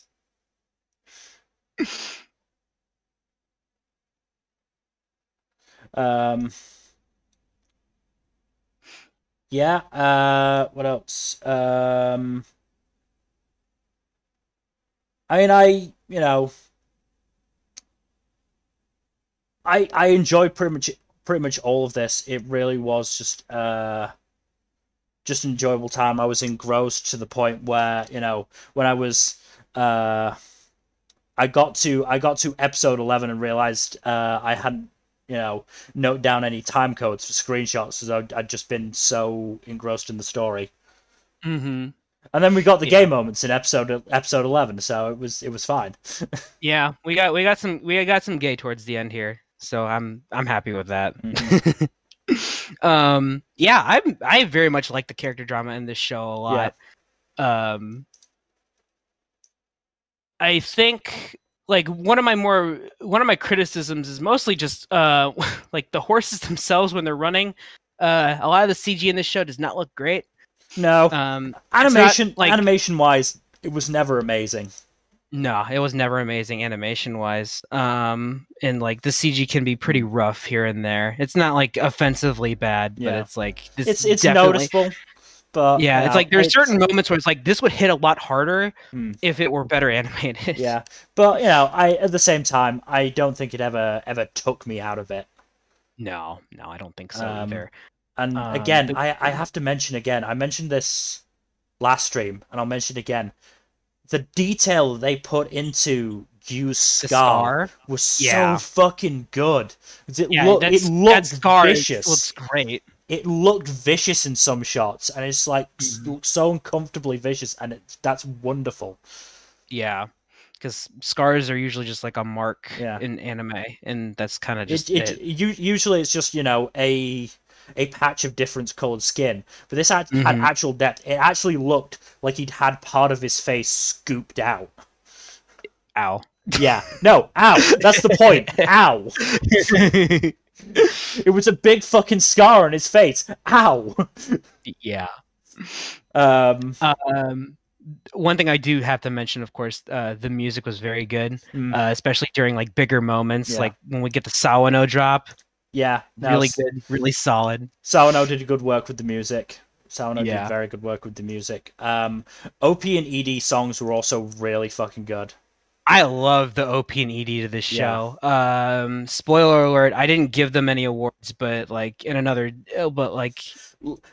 really good though. In another season, these would have absolutely gotten my best OP and ED. Yeah, it's just in another season probably. There are just some really fucking good OPs and EDs this season. Which we will obviously get to in the awards. But yeah, this was a really enjoyable show. It had a solid ending. And again, I just love how much fun Takahiro Sakurai and Natsuki Hanai were having with all the English. Oh wow, yeah, that I love the English in this show. They were just having so much fun with it. Excellent. Oh God.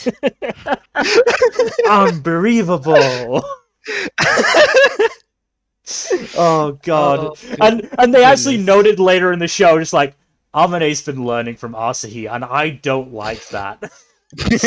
Yeah. Oh God, it was just wonderful that. What else was I gonna say?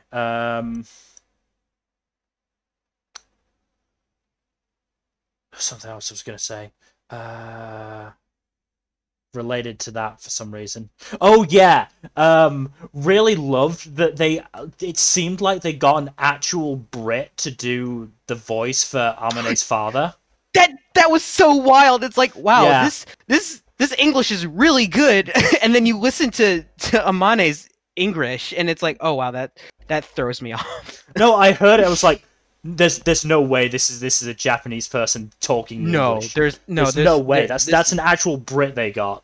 Yeah. I actually stopped and looked in ANN to see if they had the voice actor, but no, I didn't see anyone, so I have no idea who it was. But yeah, like, so cool. Yeah, that was pretty cool and also pretty weird compared to Amane. Yeah. Oh no. Amane finishing the letter in the broken English. It's like, oh, okay. I'm not.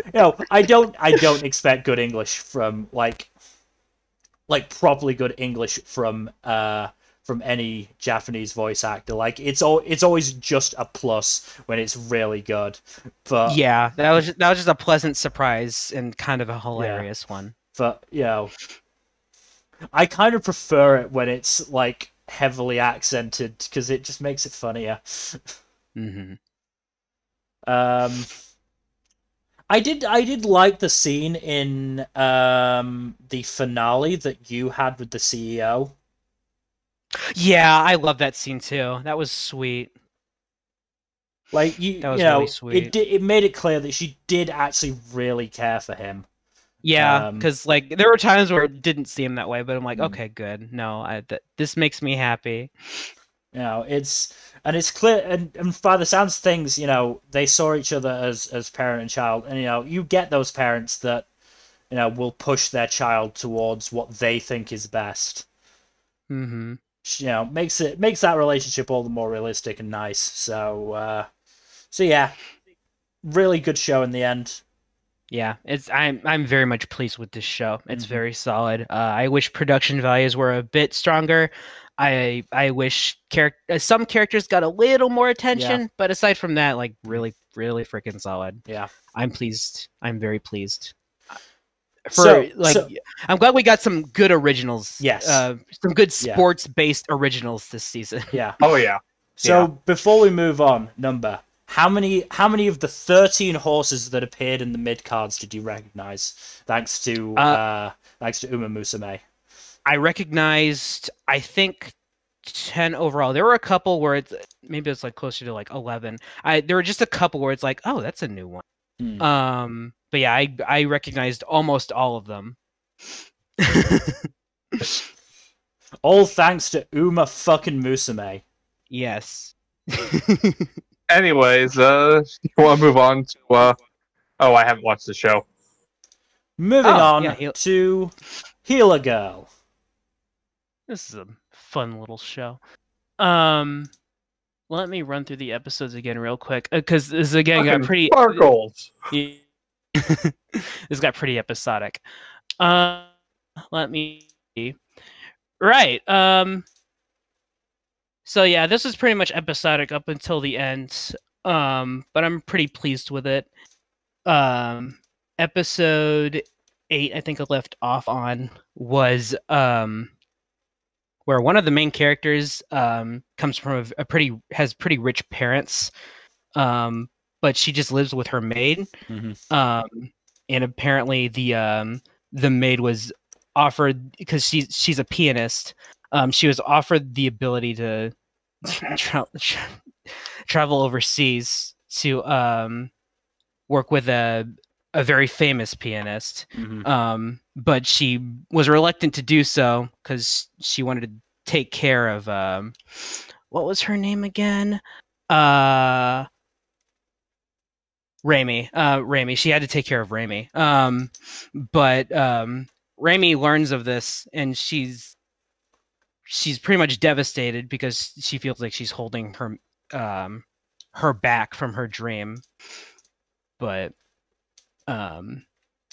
so some stuff happens. They work their stuff out. She originally kicks her out of the house, and she's like, "You're fired. Go follow your dream." But she's very much reluctant to actually do so even afterwards. But they make up. And she does eventually leave. And then, like, at the end of the episode, like, I don't even know how much time has passed, but she does come back and it's like, oh, the pianist started a school here in Japan, so I can stay here now. And also, I have no money, so can I work for you again? So, there was that.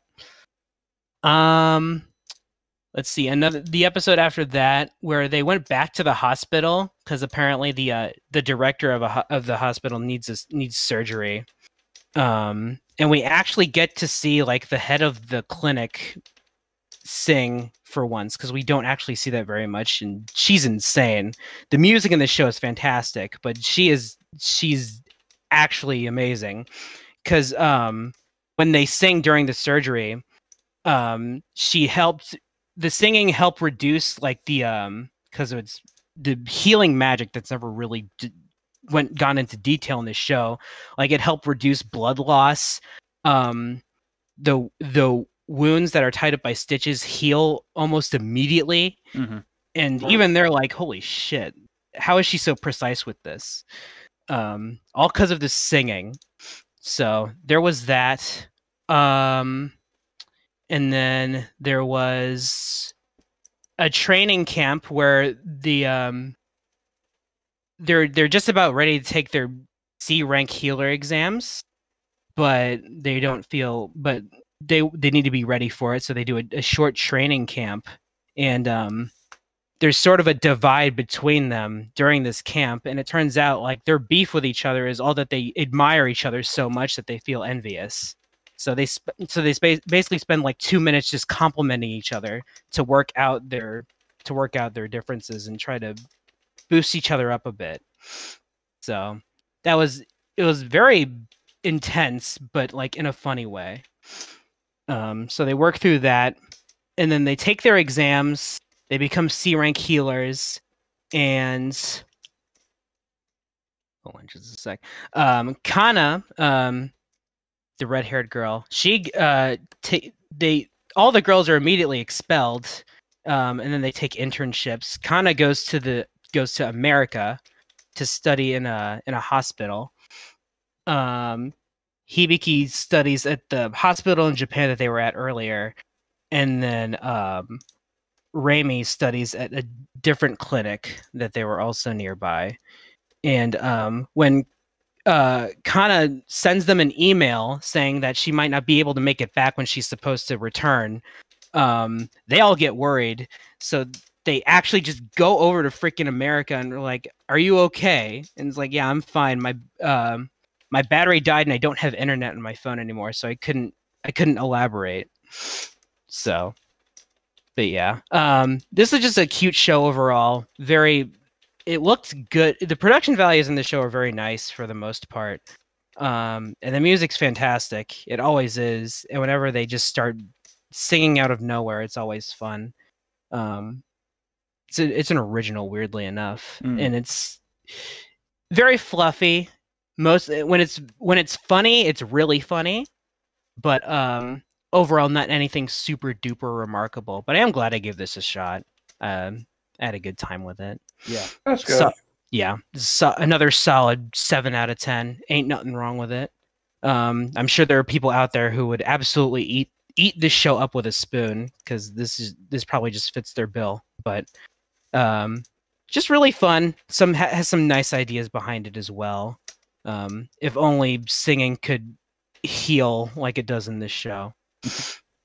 But we can move on. Okay, moving on then to Heroines Run the Show. This went places. Yeah, and not brilliant places. Well, you at least chose a lighthearted screenshot. Yeah. Yeah. No, the whole last third of the season was just so fucking insane. Yeah, that was wild. I didn't expect Chizuru to go that far. Well, as I mentioned in the Discord, and I said this to Jack, that was an extreme level of crazy that Chizuru managed to hide. Yeah. Yeah. That was wild. It was very subtly hinted at, like a little bit, but I didn't realize that she was. Yeah. That cuckoo bananas. Yeah. I like my.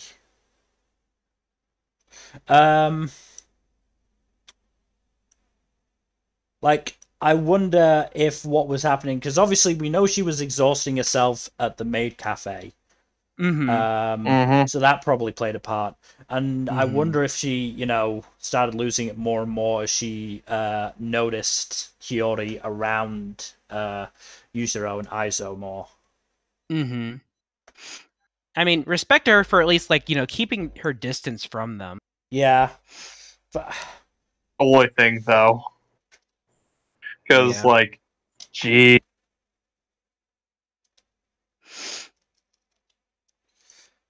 Japan just has this such a weird view on the parasocial relationship between idol fans and idols. And, Heroines did not try and challenge it at all.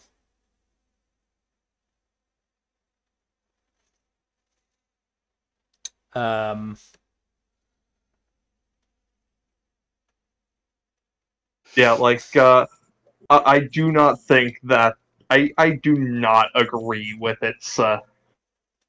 with its broad statement about how, oh, the fans are the most important thing. It's like, there are lines that should be drawn and not crossed. Yeah. Like, regardless of how important the fans are, like, there are lines. And some fans, like Chizuru, cross those lines. Mm-hmm. And that should be acknowledged. Hiyori Not was just acknowledged, but commented on negatively. Hiyori was harassed because of because of those photos. Yeah, she also like openly acknowledges and feels guilty that she caused so much trouble for them after the fact, and Hiyori's like, it's okay. What I will say is, as much as I, didn't really like that final arc, Hiyori does manage to just about carry it. Yeah, I love Hiyori. She's fantastic. Just her, her endless optimism, her just fucking perseverance in chasing Chizuru down. Yeah. That was great. Outright absolutely tackling fantastic.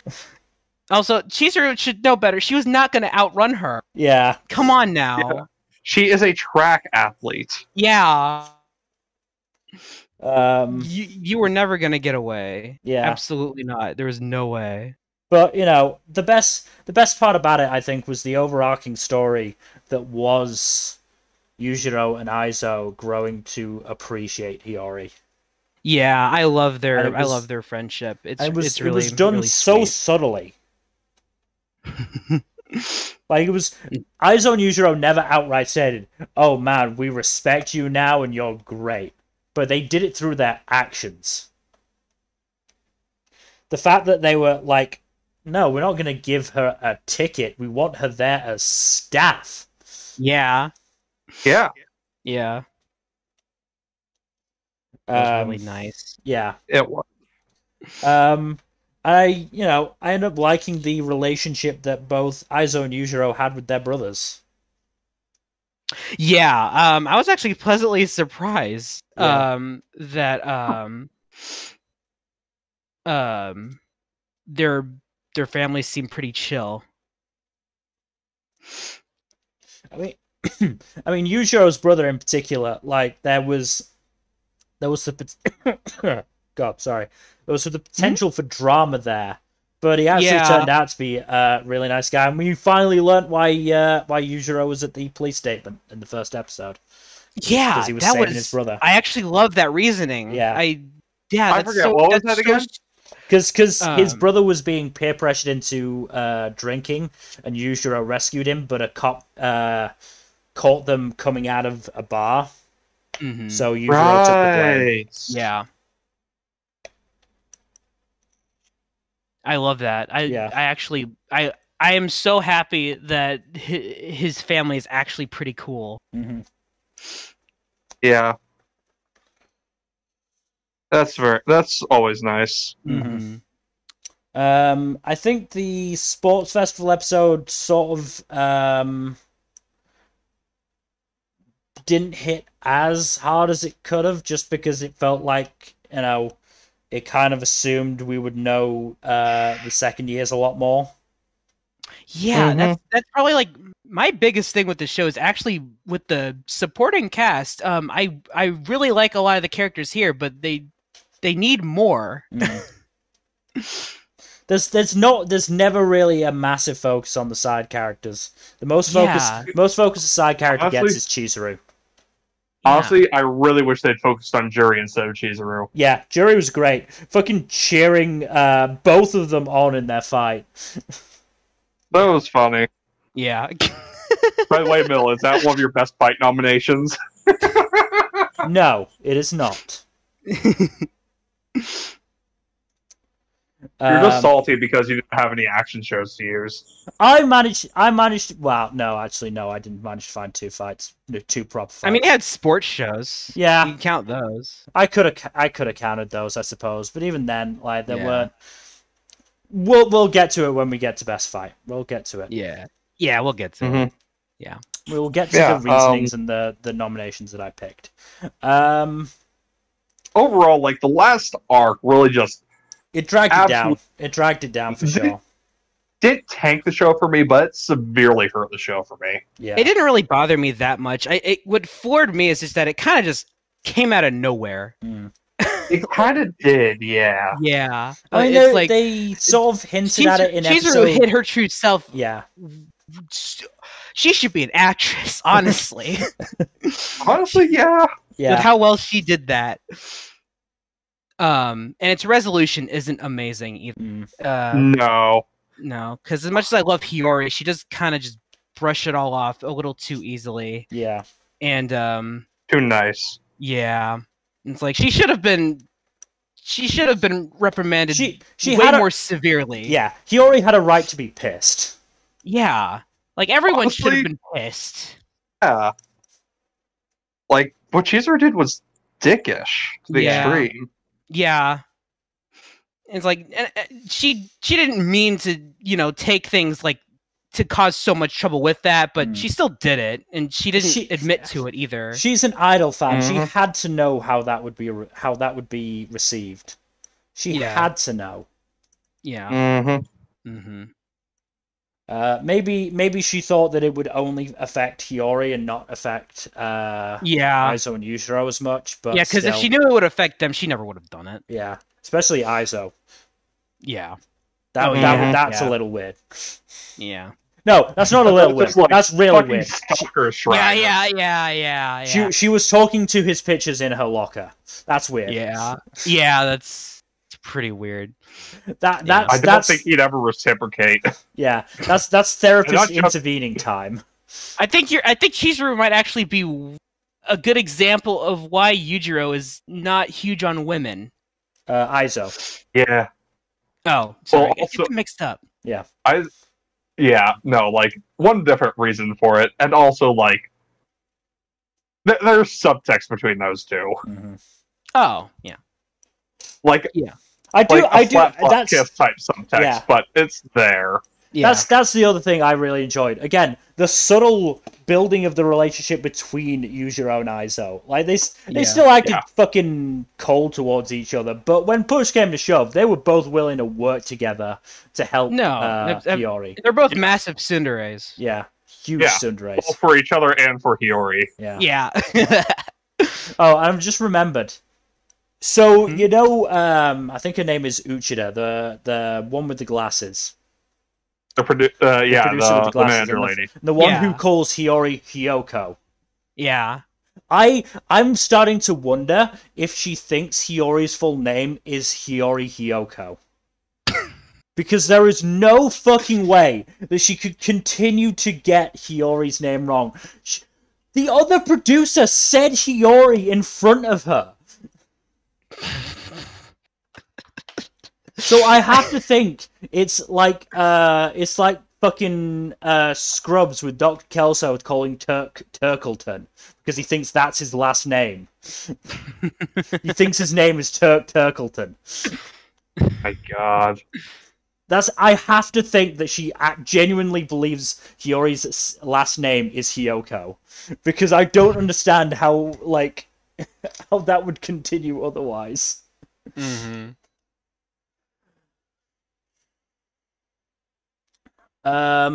What else is there? I wish we'd gotten more with Hiyori doing track.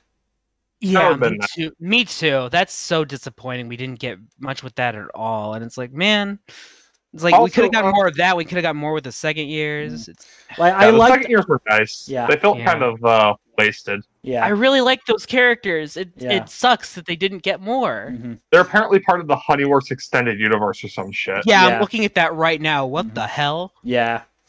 Also, apparently a lot of people ship Aizo and Yujiro.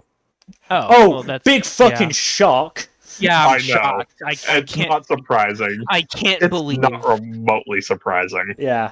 But yeah, I liked the little bit we got at the start of episode 9 where Hiyori prepared for the race by listening to the song that they did for her.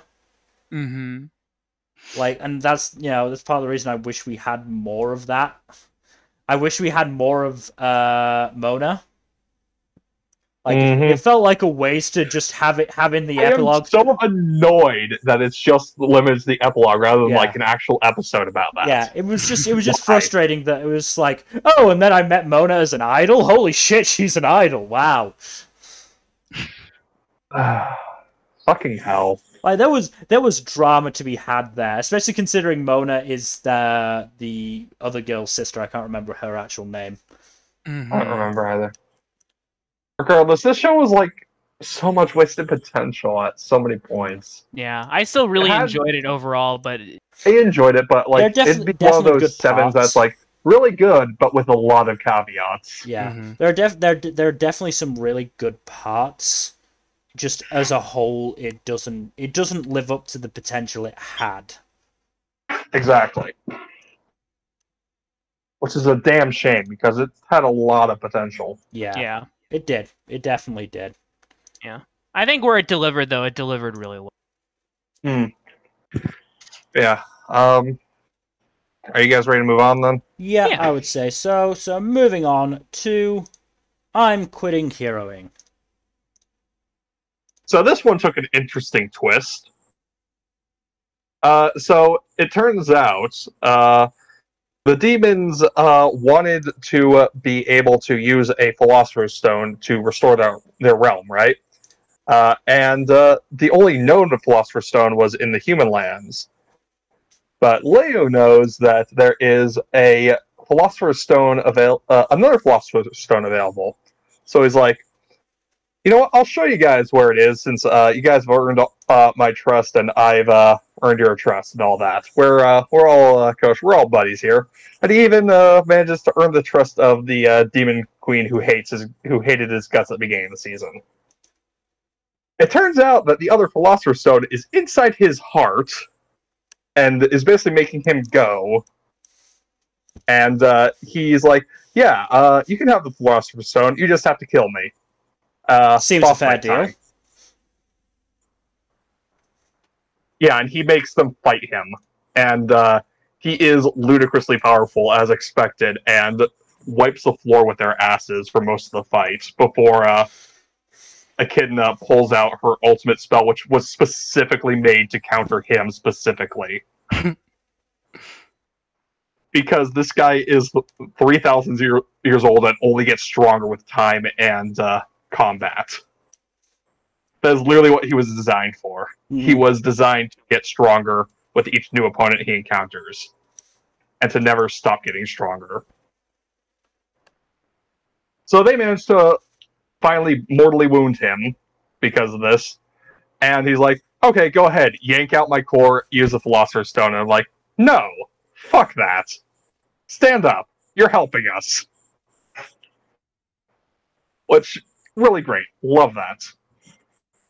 But yeah, it turns out that he became a Death Seeker because of just his apparent purposelessness in peacetime, in combination with just like his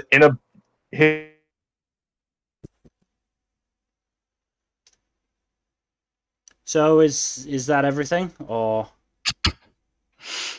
Sorry, I was away. I was opening my window in my bedroom. No, I think Jack cut out again. Ah. God damn it, technical difficulties fucking destroying us right now. We're getting a lot of that today. I have sent a fucking support request in now, so... Okay. I mean, and obviously I won't get an answer because it's fucking 2 a.m. here, but... maybe get one tomorrow, depending on if they work Sundays. Yeah. Okay. Did I disconnect again? Yeah. I mean, I don't think you disappeared from the channel, but we certainly couldn't hear you. Yeah. Where did I cut off? I'm not 100% sure. I was away when you cut off. Nmbr, where did I cut off? Where did you cut off? God damn it. I fucking hate something about a spell that was specifically designed so, to... I mean, what that far back, Jesus. No, I think it was a bit further on, because I remember you saying that they used that to defeat the guy and then took out his core, maybe? No, he told them, okay, this is the opportunity. Take out my core and use it to enact your plans. They're like, No, fuck that. You've gone to all this effort to befriend us and make us trust you. We're going to make you help us with making the demon realm habitable and accomplishing our goals, because you said you wanted to do that, and you've been helping us grow towards that goal, so see it through. Okay. Yeah, no, part of the reason he became a Death Seeker was just a combination of just immortality, being an absolute bitch on maintaining friendships, and his own sense of purposelessness when he's not fighting shit. Sounds like you should have bought some shit. Well, he was made to fight stuff. Mm. That's literally his purpose. And when he's not fighting stuff, he doesn't have a purpose. So it's basically a combination of just existential meandering and just the sheer weight of his thousands of years of life. Mm-hmm. Yeah, they convince him that to continue on living and to help them with the work that they've set out to do. And that's where the season ends, with him having a positive relationship with all these people who he's worked so hard to befriend and help develop. Oh, that's good. This little positive ending. Apparently, this adapted like one single light novel, too. Oh, really? Yeah. I'm really glad that this is a trend now. Because, like, as much as I like seeing as more material adapted, I also like it being adapted at a good pace. Mm-hmm. So that's nice. Yeah, good show. Definitely would recommend it. Mm-hmm. It is also on High Dive. Damn it. Sorry, Nmbr. I know High Dive can be janky as fuck, but there's a lot of good.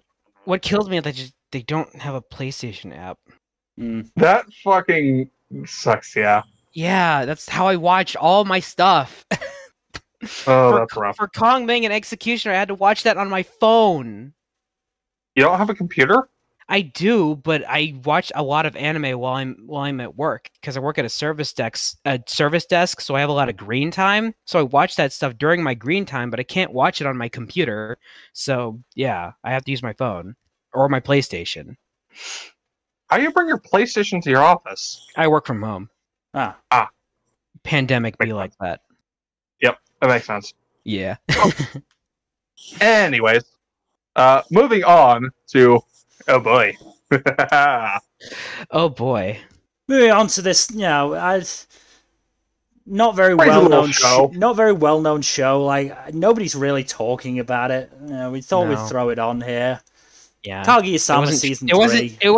It wasn't trending on Twitter at all either. Like it's It didn't hit #1 on Mal or anything. No, not at all. This show's good. This show's real good. Big damn kiss. Big damn kiss. Yeah. All that build up, and it finally fucking happens. It's a great show. Yeah. They did Also, good. the whole show was really funny, but the finale managed to have the perfect combination of humor and awesomeness and heartwarming moments. Mm-hmm. Also, just like apparently, Kaguya just straight up French Shirogane on their first kiss. Yeah, that's yeah, you shouldn't do that. Yeah, it's hilarious because apparently she was inspired to do it by seeing what's her name, Nagisa do that with her boyfriend. Yeah, that's yeah, She thought that was normal. yeah. There's nothing I also normal love about the caption that of school. that flashback. Yeah, I love the caption of that flashback that labels Nagisa as a war criminal. Yeah, war criminal. I was trying to remember what it said. Yeah, it was war criminal. Also, just Hayasaka just blue screening over hearing this from Kaguya. Yeah. This show is so funny. Yeah. But yeah, after straight seasons of build-up, Kaguya and Shirogane finally kiss and maybe kind of sort of confess their feelings to each other. They kind of, sort of, but also they didn't, but also they did. It's a little weird, but yeah. It's roundabout in the way that these kids are totally capable of doing. Yeah. I mean, and now the relationship status is unknown. Yeah. If the narrator was to give a decision, I'm sure he'd say they both lose. Yeah. Oh, absolutely. Yeah. Although, I don't know. With that kiss, I think Kaguya kind of lost, because, I don't know. Shirogane did some pretty cringe stuff. Shirogane put on this big fucking to-do to ask her to come to Stanford with him. No. Yeah. I think he also lost in terms of the love war situation they had going on. All those fucking heart balloons. Man, that dude did it all. He went all out. He really did. Yeah. Also, did they actually censor the kiss with the balloon? Yeah, they did that in the manga. Yeah, that happened in the manga as well. But they did show uncensored in the manga briefly as well. Yeah. I'm not questioning it happening at all. Also, it just seems weird. The screenshots, well, I think the balloon just adds to the iconicness of the scene. Mm-hmm. It makes it a bit more unique than the standard big damn kiss you see in a lot of romance anime, you know? Mm-hmm. Also, just like, it's not in there, it's not in the collection of screenshots, but fucking Karen is seeing the kiss and just absolutely instantly passing out in the most dramatic fashion. I think I think the way she passed out like that, I think that's a Gundam reference. I don't know, probably. This show is so full of fucking It's a reference to something. I know it is, because I saw a clip on Twitter, and it's, oh, wow, that's... Wow. Fucking cut. But also just like... she fucking quotes a Bible verse upon seeing it. That's so fucking... she quotes a Bible verse! Oh my goodness. Oh. Also, we have to talk about Ishigami and his stuff as well. Ishigami somehow manages to actually confess to 2 different women in the span of 2 days. By accident. Yeah. By accident. He confessed to 2 different women by accident. First to his senpai, who he has a crush on, and then accidentally to Ino. Yeah. Was that the one where he gave her a keychain with a heart on it? With his senpai, but not Ino. Yeah, is that the one where he gave her a keychain with a heart on it? Yeah. That was Ino, yeah. With the senpai, he gave her a heart-shaped cookie, realizes what he did later, and then dismisses it as being, and was like, nah, that's not it. Nah, no way. Nobody would see that as a confession. Yeah. Actually confesses to her and completely obliviously asks her on a date. And manages to succeed at both somehow. Yeah. It's just absolutely hilarious. It's not buggy levels of failing upwards, but it's still funny as hell. Mm-hmm. Also, that Chica screenshot is fucking hilarious. No, it's wonderful. I mean, I was the one to get that one because I saw it in a fucking tweet about the episode. Yeah, that was the last episode before the Culture Festival, so that was episode 8 or 9. I forget the context of it. It was her trying to clown on Shirogane and get him to embarrass himself. Right. And utterly failing to do so. Oh, but yeah, so I saw it, saved it, waited a couple of days to make sure Jack could watch the episode, and then sent it saying, "This is going to be one of the screenshots for Kaguya." Understandable. Yeah. Right. Chica's hilarious when she's used right. Also, no, we talked about the rap episode in mid-season, so we don't need to talk about it here. No, the rap episode's fantastic. Yeah. But yeah, no, good ass show. Excellent season finale. I'm looking forward to season 4. Yeah, fantastic. Season 4 is going to have some good shit. Yeah, this is a fantastic adaptation overall as well. Animation in the finale just popped the fuck off. Yeah, there was some really good animation there. because this show doesn't really excel at that. It excels at just about everything else. Well, the animation is good at in parts. What it excels at is like the dramatic framing and direction more than the animation. Yeah. Also the voice acting. Mm-hmm. The voice acting is top notch, especially with that narrator. The narrator is just such a ham. I love him. The narrator is amazing. Absolutely amazing. Mm-hmm. But yeah. Really, really damn good romantic comedy. It's kind of underrated, though. I hope more people watch it.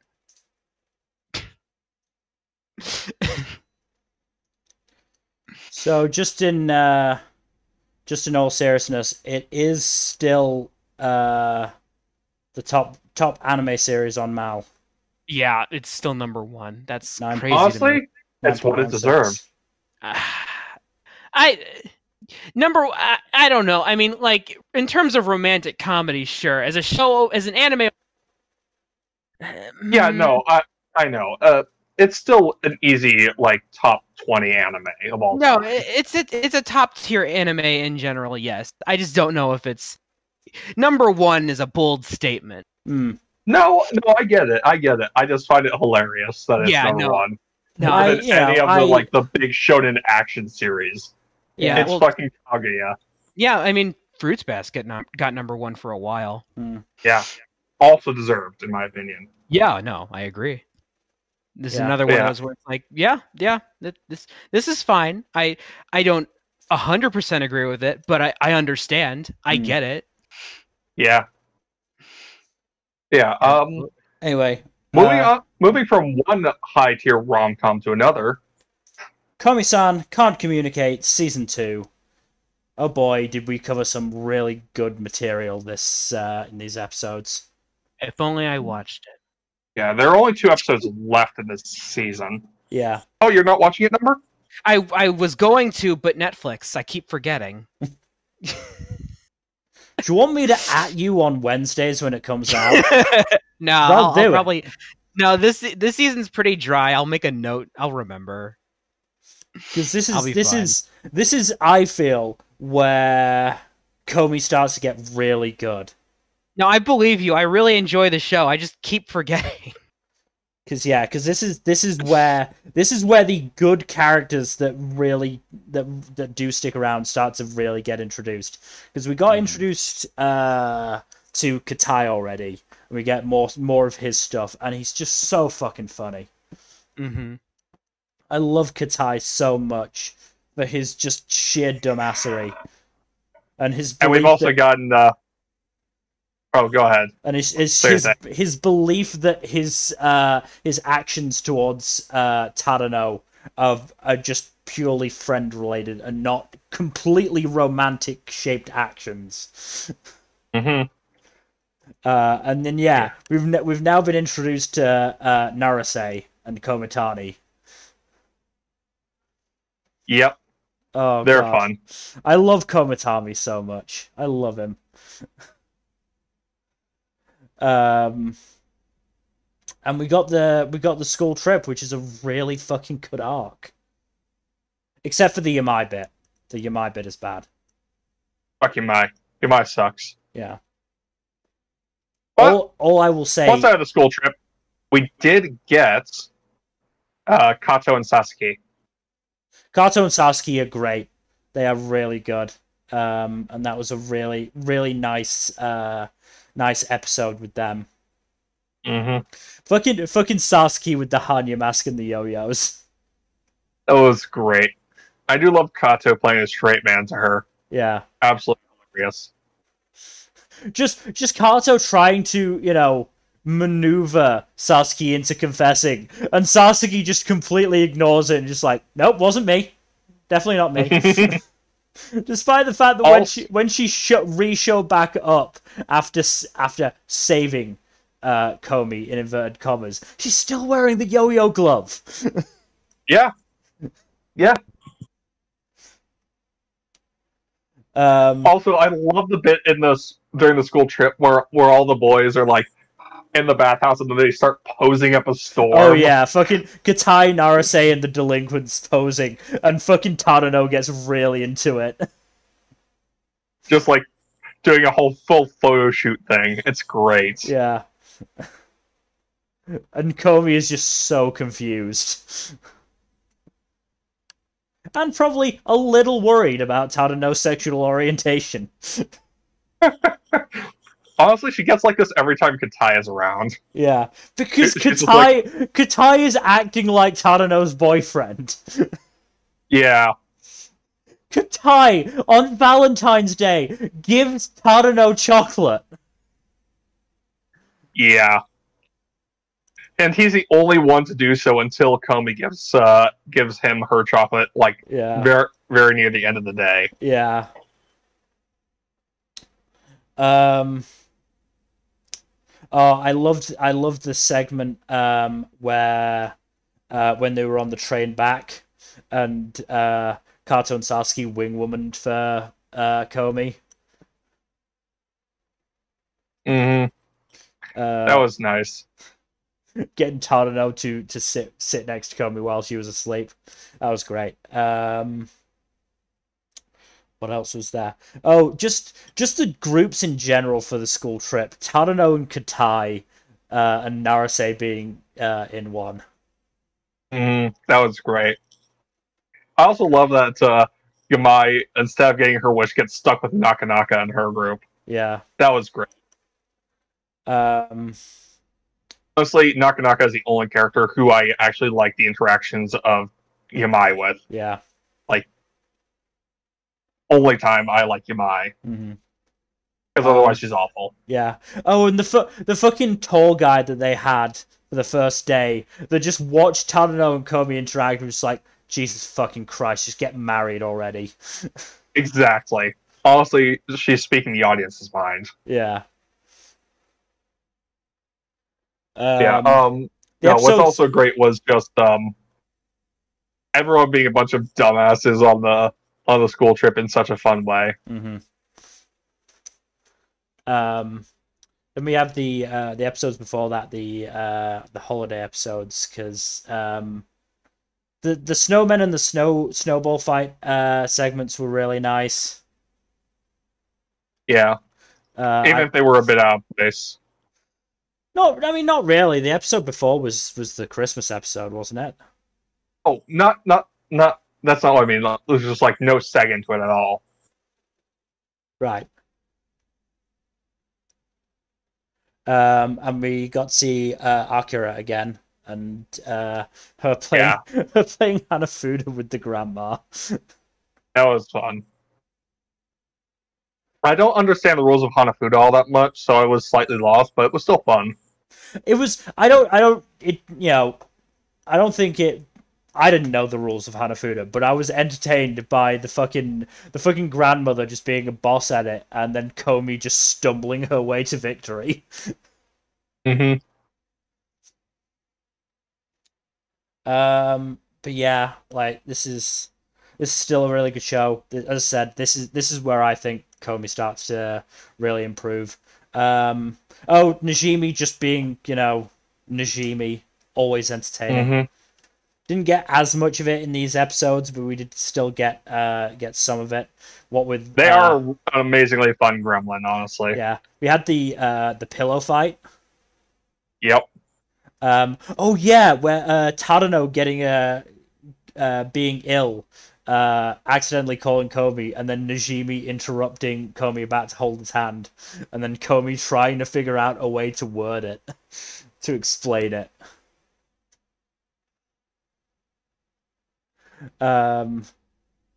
Yeah, really enjoyable. Looking forward to the last couple of episodes and what comes next. Yep. I've heard the season finale is pretty damn good from people who have sailed the high seas. We're on volume 9 now. Trying to think. I have not gotten that far in the manga, so I don't know. Yeah.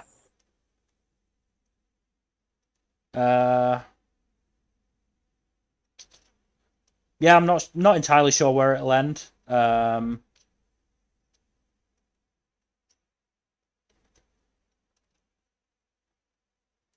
Should be good, and hopefully, you know, hopefully we get more seasons. We should get more seasons. I'd be shocked if we didn't. It's a hugely popular manga. It's like making gangbusters, apparently. So I would not be surprised if we got an announcement of a third season sometime soon. Yeah. Anyway, moving on to yet another rom-com. Love After World Domination. Oh, this one was a fun one. So a lot of stuff happens over the course of these last few episodes. For starters, we get introduced to more. We get introduced to a few more of the members of the evil organization, and we get a bit more focus on some of the some of the Gelato Squad.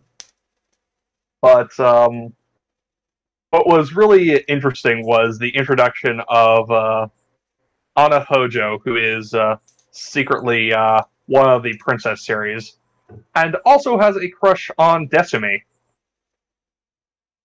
and tries to sabotage her relationship with Fudo because of jealousy.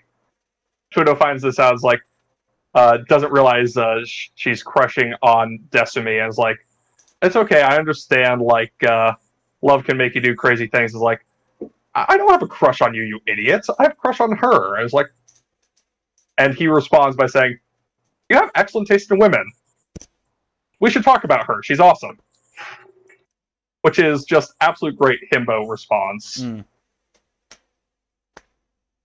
Yeah, what I do enjoy a lot of the supporting characters and their random gags and assorted personality quirks. Though sometimes it can be a bit hit or miss with some of the later bits. Like with one of the other Princess series, who is the school nurse at the school where all the other girls go. One of her personal quirks is very odd, and I don't know how to react to it, honestly. I'm not going to talk about it here because I honestly don't know how to describe it, honestly. Yeah, no, I do like the show overall, though. It has some really fun moments, and there's some really clever stuff going on here, too. Like, at one point, Desume and Fudo go to her school festival and are trying to get to one of those classic romance displays at the festival to commemorate, to basically guarantee their love and happiness. And it's like, but they're blocked off from going over there because all sorts of people and obstacles are in the way. And then they realize there's a whole bunch of people cosplaying throughout the festival. So they just put on their costumes and waltz on over, and everyone thinks they're just cosplaying as who they actually are. And lets them pass. That's always a fun trope. Really clever. I really liked that. That was really fun. And the season finale basically has them wind up fighting a giant kaiju monster that winds up eating and transforming into a giant wedding cake. And they wind up using a giant combining sword to cut the wedding cake monster in half. Okay. It makes sense in context, I swear. Some sense. It makes some sense in context. Still, very funny show. Some of the gags are hit or miss, as it will always be the case with most comedies. Like, not all the jokes can be 100% bangers in every comedy. But, no, I really like this one. Desume and Fudo make a really great main couple, and their dynamic is excellent. But yeah, the screenshot is from the final episode, and I think it's really funny. Both out of context and in context. Yeah. Yeah, moving on, then, to... the final sports show on the docket, Love All Play. If you were talking about Love After World Domination's out of context potential for the screenshot, pick this particular screenshot for the out of context potential.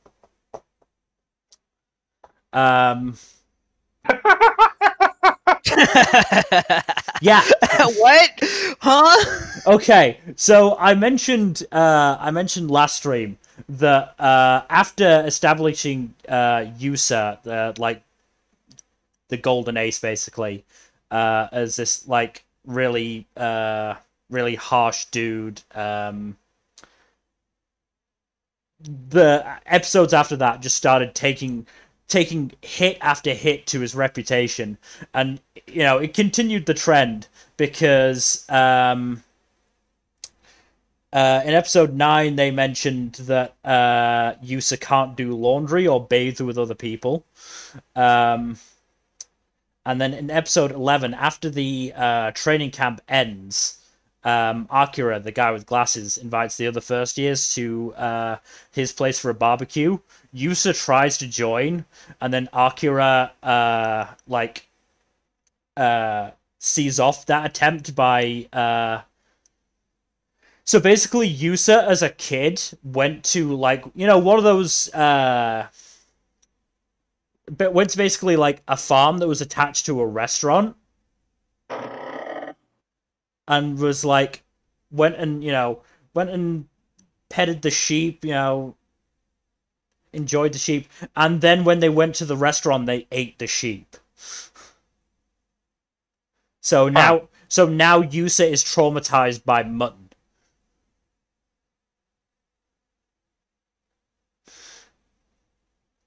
And I think the point that Sakaki was trying to make by saying the sheep's dead though is why does it matter that Yusa was was gonna eat the sheep? It was dead. It didn't care.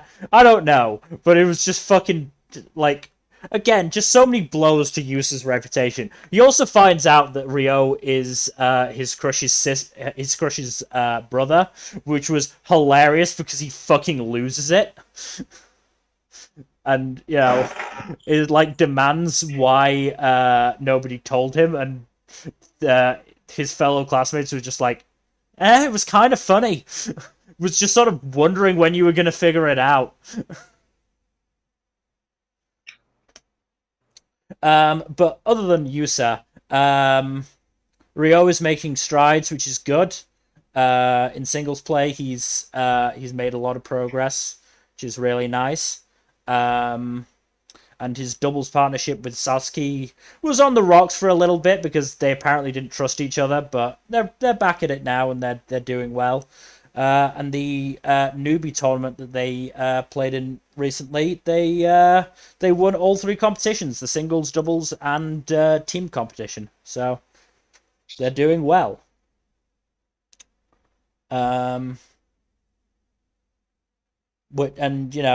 This is the reason that Ebihara, the coach, scouted Ryo, because he does have potential. It's also interesting that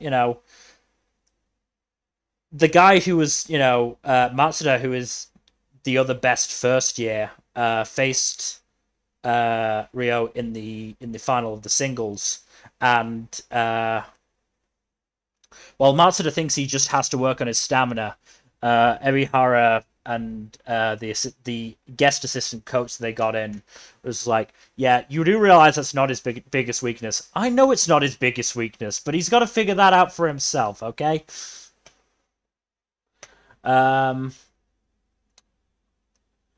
What the pacing is a little weird, even for a 2-core show, because it goes, they completely skipped in this tournament. They skipped the doubles and most of the singles, which seemed weird. And they skipped most of the team competition. Frankly, they only showed the first match, which was against Ryo's junior high friends. And then the last rally of the final, where Ryo won the last match. So I would say that it's more of a characters playing sports than a show about sports type deal. It's definitely not like a Haikyuu in that sense. it is focusing more on the characters, and the characters are fairly good, so that does work. Matsuda is clueless about the crush a girl has on him, which is so painful when they go to a festival together. Considering Matsuda is more concerned about patching up the doubles partnership between Ryo and Sasaki. It gets awkward. It gets really awkward. Yeah, it's not like massively high up my list. Where did I put it? Yeah, only 9th out of 11th, but it's still really enjoyable. That's the point about this season. There's no show on my list that I was like, man, I kind of regret finishing this, like, or like, I finished this, but I don't really know why. I know why I finished all my shows, because, you know, and the level of quality is high, is what I'm saying. And even Love or Play, which is probably one of the weaker shows on my list, and probably would have been, you know, either second bottom or bottom if it hadn't been for Heroines fucking it up in the end. So sorry to interrupt, but well, can we work on accelerating this a little bit, because I have a thing I need to get to. Yeah, I'll wrap it up. Yeah, Love or Play, decent enough anime, enjoying it. So moving on to Mahjong Soul Pon. This again, I'm happy I finished it just because it's 1 minute 30 each episode. It was worth it. Got stuff like one of the characters accidentally on purpose killing everyone with their cooking. Oh wow, that's a bit As I said, I'm not 100% sure if it was on purpose or accidental. What? Well, there's hell? like two of the characters just ate the food like coincidentally. I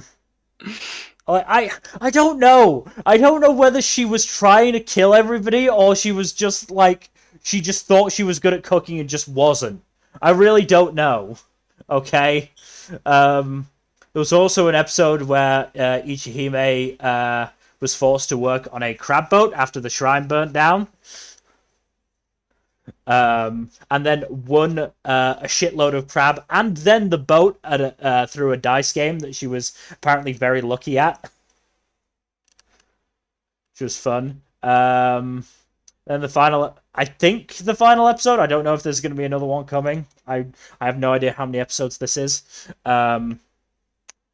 Ichihime got amnesia, so two of them thought they could like destroy her at Mahjong, but it turned out she was even better.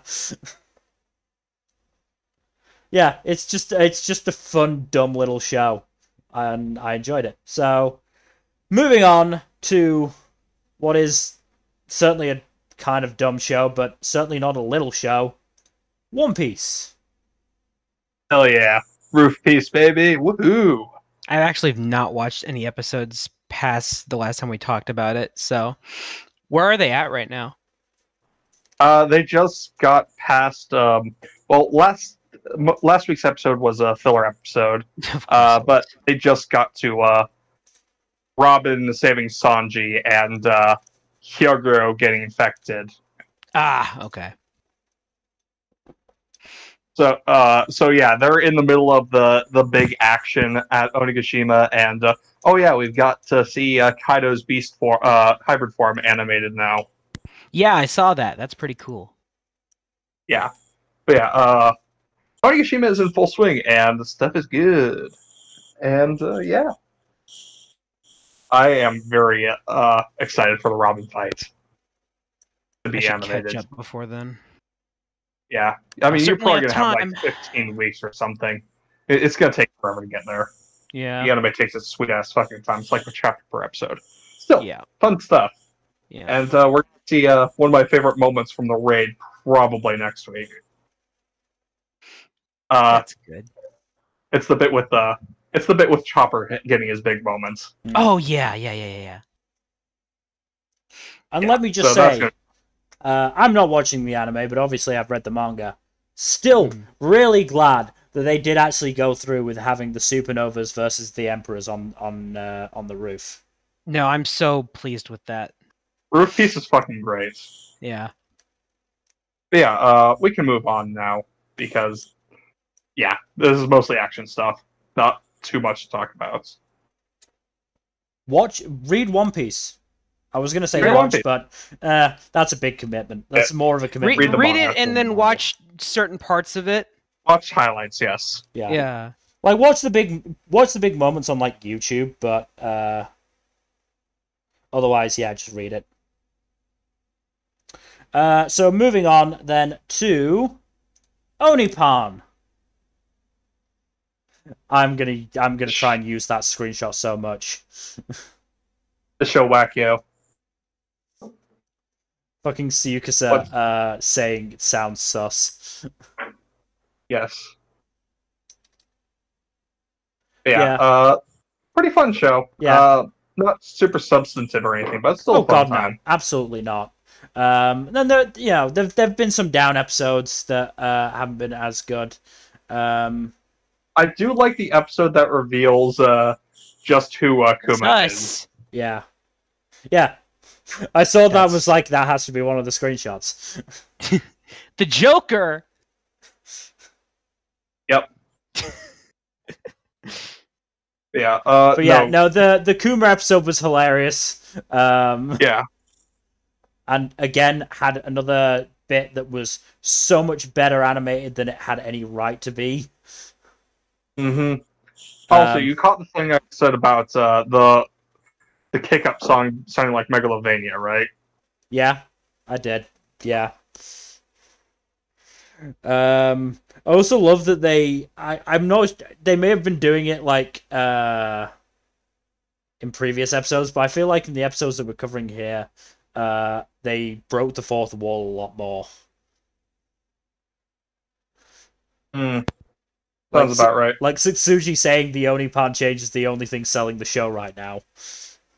Yeah. That's pretty good. Anyways, I mean, yeah. I did like the. Which ones was it?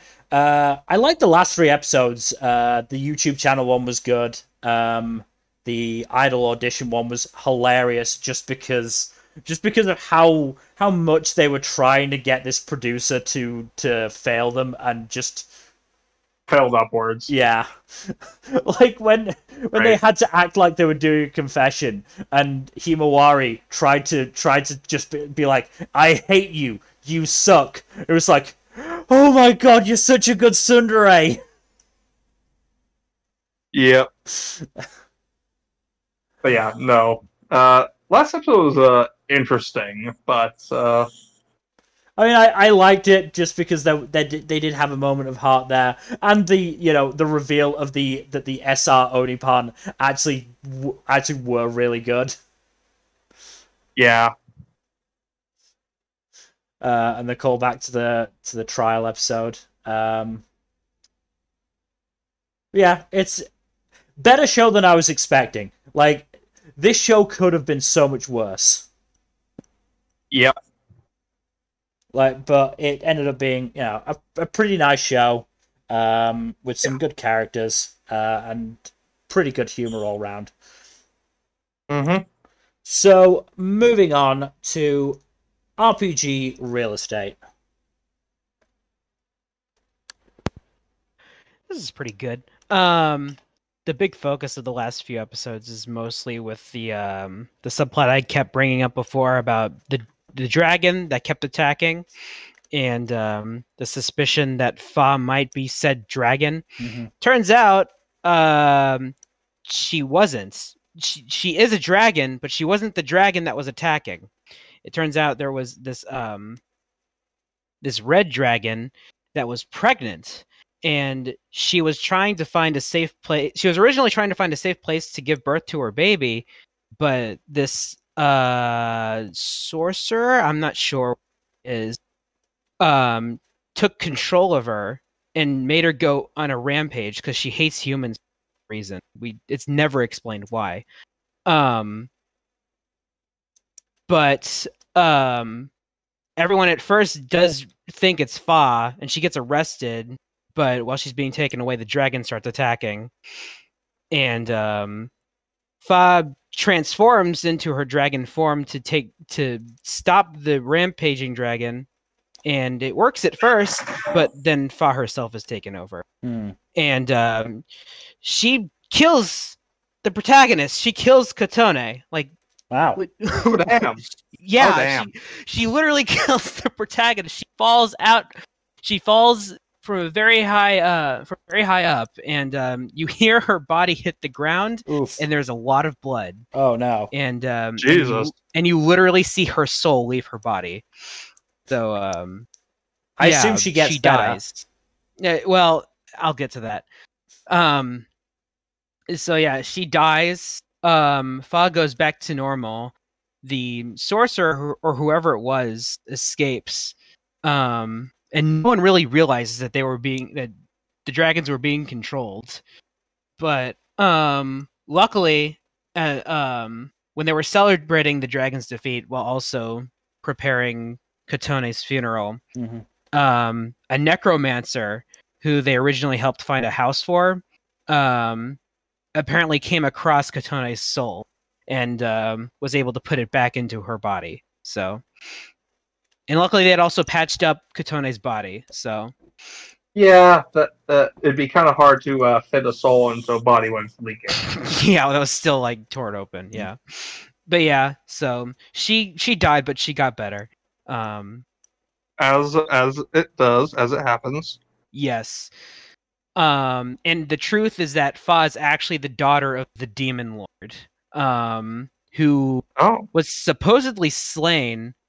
But her spirit appears to live on inside Fa, and at night, while the red dragon was rampaging, the demon lord would take over Fa's body and try to calm down the dragon herself.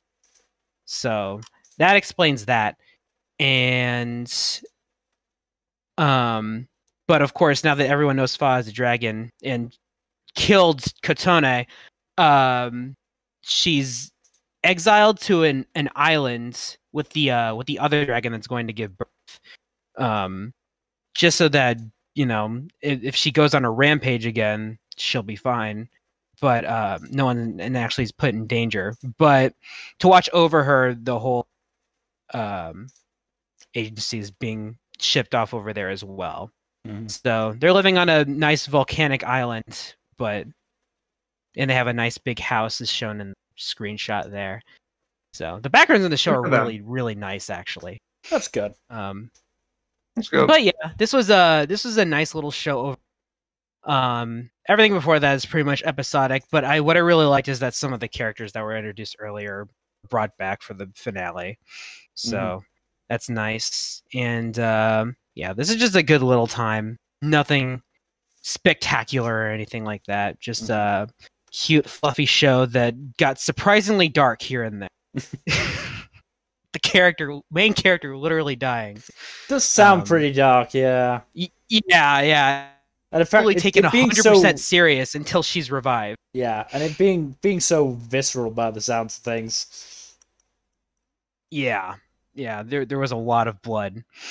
But yeah, this was a fun little time. I'd be down for more if it's got another season. I don't think it will, but if it does, I'd watch more because it was cute and it was very funny when it wanted to be. So, speaking of things with another season, though, Science fell in love. This went places. Jeez. I was not a fan. I was, but like the shift did come out of nowhere. Fucking tone shift. My god. Yeah. Wait, let's talk about the rest of this stuff first, because fucking hell. Yeah. So, like, episode before that was pretty fun, because we actually just straight up got Ibarata and Kosuke kissing. It wasn't on purpose, but they kissed. Yeah. Fun. That's cute. And Ibarata realizes, oh shit, I'm okay. She might have caught feelings. Yeah. They're cute together. That's fun. Oh yeah, and they're cosplaying a bride and groom respectively for their experiments for the festival. Yeah. Because the whole part of the whole thing for their festival, their whole theme was romance, and they thought, hey, having a different appearance, how can that affect how someone perceives you as a potential romantic interest? So that was an excuse for a lot of characters to cosplay. Yep. Including Yukimura. And Yukimura fucking cross-dresses, and it actually looks pretty damn good as a girl. Yeah. Wow.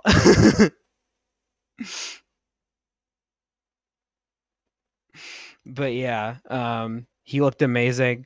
What else? Oh, the high schooler that Yukimura was tutoring attended there as well. That was fun. Yeah. I like how he defended her after father kept calling her an idiot. That was nice. Yeah. That was pretty nice. And then during the actual festival at the end, shit escalated a lot.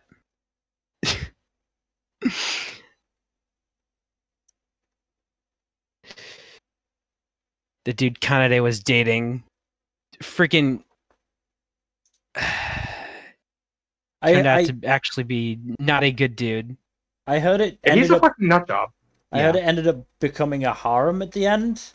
A little bit, yeah. So we'll get into that in a second. Yeah, we'll get into that in a second. Before that, there's a fucking mood whiplash of Kane getting kidnapped and being threatened with gang rape. Yeah. Wait, fucking what? I didn't hear about that one. Exactly. Oh, and her boyfriend turns out to be an actual psycho. Yeah, he's actually like pretty much he's insane. Yeah. There was not much foreshadowing on this at all. Yeah. There's one little thing I did kind of notice, but I didn't really take it as a sign of anything. His eyes kind of look a bit different from a lot of other characters. And I noticed this like literally the episode of, but before his confession. It's like, why does his eyes look a little different? It's like they look kind of dark. I don't know. It's not like a major thing that's obvious. It's just like a little thing. It's like So I kind of just wrote it off as nothing, and then what happened, and I'm like, oh, okay. So that may or may not have been intentional. Yeah. But anyway. Yeah. But yeah, also it turns out Kade is actually in love with Yukimura, so... Yeah, that's crazy. That didn't shock me too much. I had slight suspicions of it, but I didn't... Suspicions were there, but it just did feel like it was a little bit out of nowhere. Just it did come a bit triangle. Yeah, it did come a bit out of nowhere. I like how Himuro is totally okay with it, though.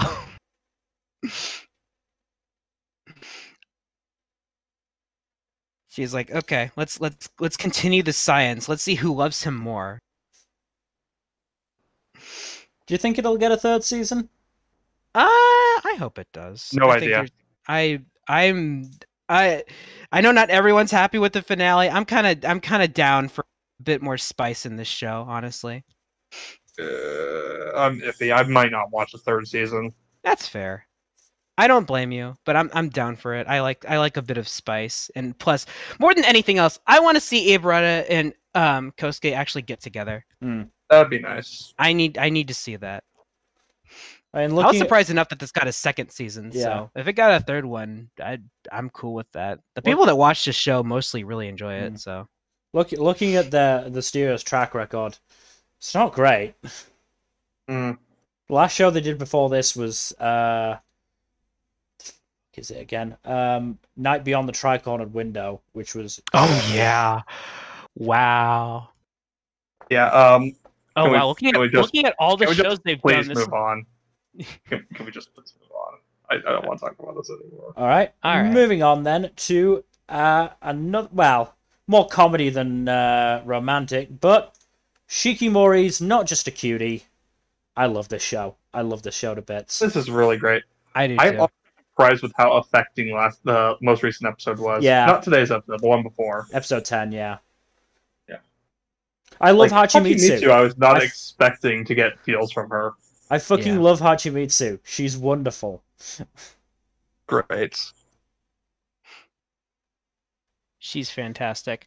I like how Izumi is sick for a whole episode, so we just get other characters just hanging out. Yeah, I- that was good. That was And that was fantastic. I liked the addition of Kamiya. I love Kamiya so much. I feel so sorry for her, Mhm. but she's so great. Yeah. Like, I also love the conversation she and Shikimori have on the roof. Not just, you know, Yeah. the emotional bits of it, but the bits where they're like, who wouldn't fall in love with Izumi? And I'm like, who fucking wouldn't Mhm. indeed? Yeah.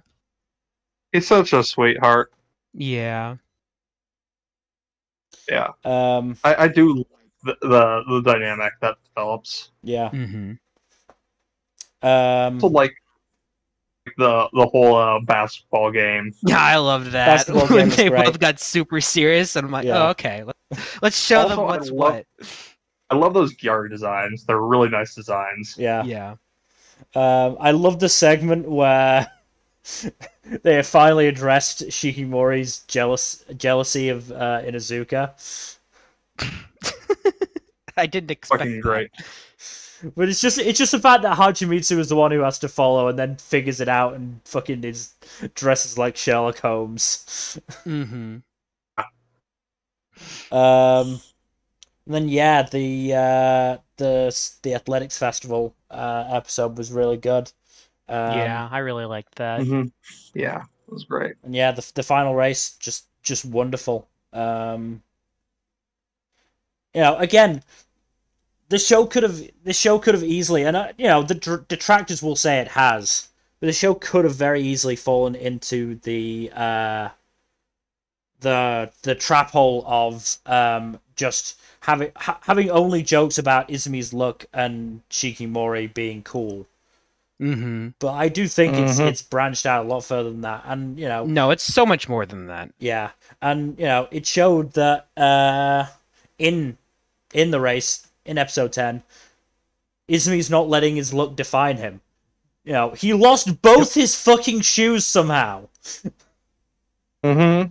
Like, you know, it was understandable that Hachimitsu could trip like that, but Izumi just lost both his shoes. He tied them. Wild. He tied his laces, and they still just both flew off.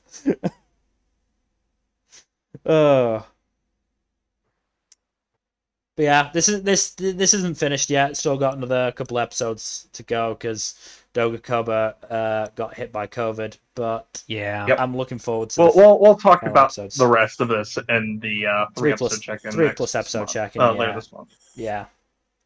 But yeah, it's a really really enjoyable show. Like, there's nothing like massively. There's no like big plot to it. It's just, you know, 5-6 kids hanging out and having fun mostly, and it's really enjoyable. There are some emotional moments because there was when Izumi was explaining to Kamiya how he and Shikimori got together. Oh, son of a whore!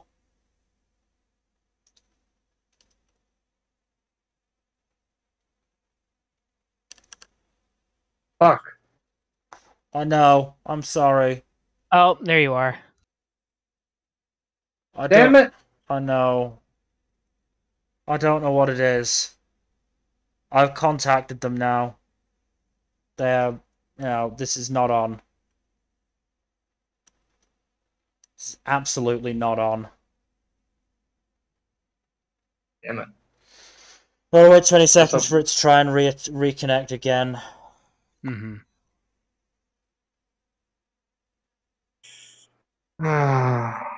This is genuinely fucking annoying. Because there's nothing I can do about this. No, I get it, man. I get it. This is Yeah. This is not a case of, I can do something with the router. I don't have access to a router. I'm part Oh, of there we go. We're back. Yeah, I'm part of a building wide fucking internet connection. Mm-hmm. Do you want to move on then? Because we more or less finished talking about Shikimori. Yeah. I was just finishing off by saying there is some like really nice heartfelt moments, like when Izumi was talking about how he got together with Shikimori. Mm-hmm. Mm-hmm. And how Shikimori inspired him to, think more positively despite his luck. So yeah, I think it's a really good show. No, it's a very good show. It's unfortunate it's in the same season as Kaguya and Komi. Kaguya Komi, Love After World Domination. Even Sides fell in love to an extent. Yeah. It's a lot of competition. Yeah.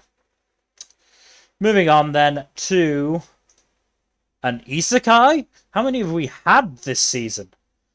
Not that many, actually. Yeah. Skeleton Knight in Another World. I think we have more next season, though. Oh, yeah, we absolutely do, and I'm not touching any of them. And yeah, this is pretty fun, honestly. The whole season finale is Ark just boss fighting against the Hydra, and he eventually summons a giant demon beast to finish the thing off. Also, he does a lariat against one of its necks, which is fun. But yeah, also the Beastmaster behind the Hydra gets to fight both Ariane and a ninja, and gets quickly murked.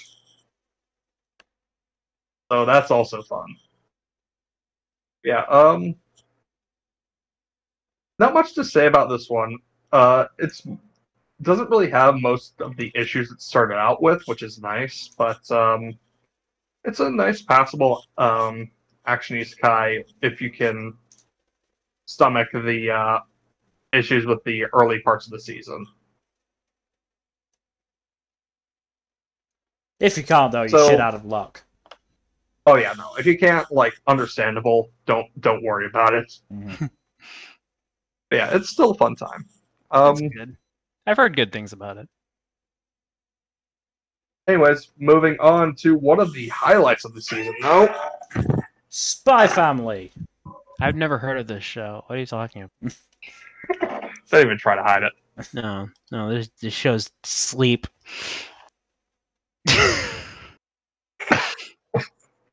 Yeah, no, this is good shit. Yeah, I love Anya getting her first Stella and just being absolutely overjoyed by it. Yeah. Also, the dodgeball episode is probably the hardest I've laughed at almost any anime. Yeah. That fucking mountain of a 6-year-old. But it's put into context when we see his flashback and see he genuinely looks like a child next to his dad. That is a fucking brick house of a man. But the fact is he's got like a man's voice, so it just sounds so fucking funny to hear him say, "Daddy." Yeah. He has a super fucking deep voice, and you get the caption when he's introduced, Bill Watkins, age 6. Yeah. Oh, just so funny, that build up of Anya, dodging everything. Davian sacrificing himself, winding up to do a special move, and she throws it into the floor. Bill just simply picks it up and just lightly chucks it at her.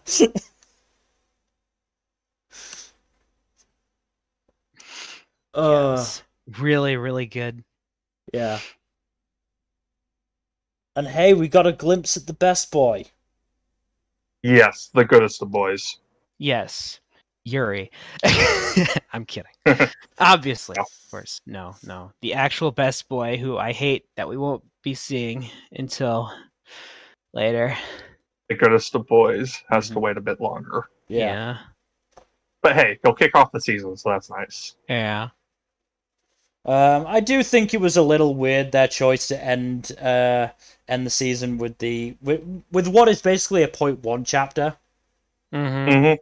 It's a side story, yeah. I still like it though. No, it's a I good like story. It. It's a good story. I just don't think it should have ended the season. Like it should Yeah. have been, Yep. mid-season or something like that. That little thing could have been elsewhere. Yeah, I still like it though. Anya Star should have been the finale if they weren't going to do the Yeah. Bond arc. It just felt like weird placement is the thing, and it sort of like it makes the season end on a bit of a weird note. Yeah. That's literally my only complaint about the show, though. It's very good. Yeah. Now, Spy Family, we've known for a while that Spy Family is absolutely fantastic, and the anime adaptation has not changed any of that. Yeah. Yep. If anything, it's improved on it. Yeah. Next season, I think, is going to be better, though. Yeah. Yeah. There's going to be some really good shit next season. Oh, Yeah. just getting Best Boy is going to be great. Yeah, I can't wait. I can't wait. Okay, so here's something. I'm glad I wrote this down because I nearly forgot about it.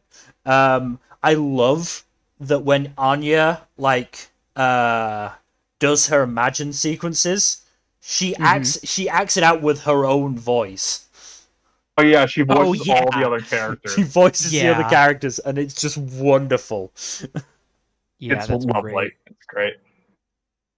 But yeah, I am glad that they portray her realistically as a childhood act. It's nice. Yeah. Also, Henry Henderson, still great.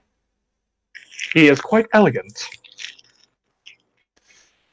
Yeah, moving on to the penultimate show on the list. Oh, wait, I had one last Spy Family screenshot. We didn't talk about it that long, so I kind of forgot to move on to it. I'd question where Anya learned that language, but she can read minds. I'm sure she's heard all the swears by now. Yeah. Oh, yeah. I mean, if you had to put someone in the circle, it's probably Frankie who taught her. Good thing she didn't grow up in America. Oh my god. Oh my god. Anyways. Yeah, Spy Family, wonderful show. Wonderful manga as well. Yes. Can't wait for Read the manga. Read the manga. Moving and then on. watch the anime. Yeah. Yes. Moving on to our penultimate show, Trapped in a Dating Sim. Honestly, this show is a lot better than the first few episodes made me think it would be. That's good. I heard it kind of turned around. Yeah. Like, it helps that it stops coming across as super spiteful towards women and just starts becoming more like, oh, all these nobles are just kind of idiots to some degree or another. Either idiots or assholes. And it's pretty common across the board, regardless of gender. Like, all three of these, all five of the princes are just absolute morons. They start as kind of just entitled dickheads, but they start evolving more towards himbo territory, in that they are idiots who think that they can solve things by either powering through it or using their money and position, and no, they are morons. But yeah, there's also Leon, the protagonist, just constantly trying to avoid getting credits and trying to lay a low profile and utterly failing to do so. Like, every single time, it's a springtime for Hitler scenario where it's just like, yes, I finally succeeded at doing something and not getting the credit for it, and nope. That is not happening. Sucks to be him, I guess. He's getting promotions whether he wants them or not. Yeah, overall, I really like the show. Also, the three main characters have a very strong throuple vibe to them, which is nice. Don't see that too often. But, yeah, no. Overall, not bad. First few episodes are not super indicative of the overall tone of the show in terms of, like, Yeah. Okay, moving on to our final show, and it's a good one. It's ya boy, Kongming. This one wrapped up pretty good. It did. My one gripe is that they didn't really use Kabe in the final song, which made it seem weird that Kongming went to such lengths to recruit him. I really, we got a little bit of him rapping as part of the song when he was just freestyling, and it was really good. Yeah. That said, we still got his one-on-one with Sekitoba. What was his name again? Sekitoba Kung Fu. Yeah. Yeah, him. I love that guy. That guy's great. Yeah. Such a nice dude. I love him too. He's fantastic. He's just a really nice dude. Yeah. But yeah, everything with Eiko wrapped up pretty nicely. Mm-hmm. The Azalea stuff was good. Like I like the resolution there, and the reveal that that Karasawa was was once a starving musician, and the reason why he's so insistent on doing it his way is so that nobody else has to or a band that he likes doesn't have to be doesn't have to go through the same thing.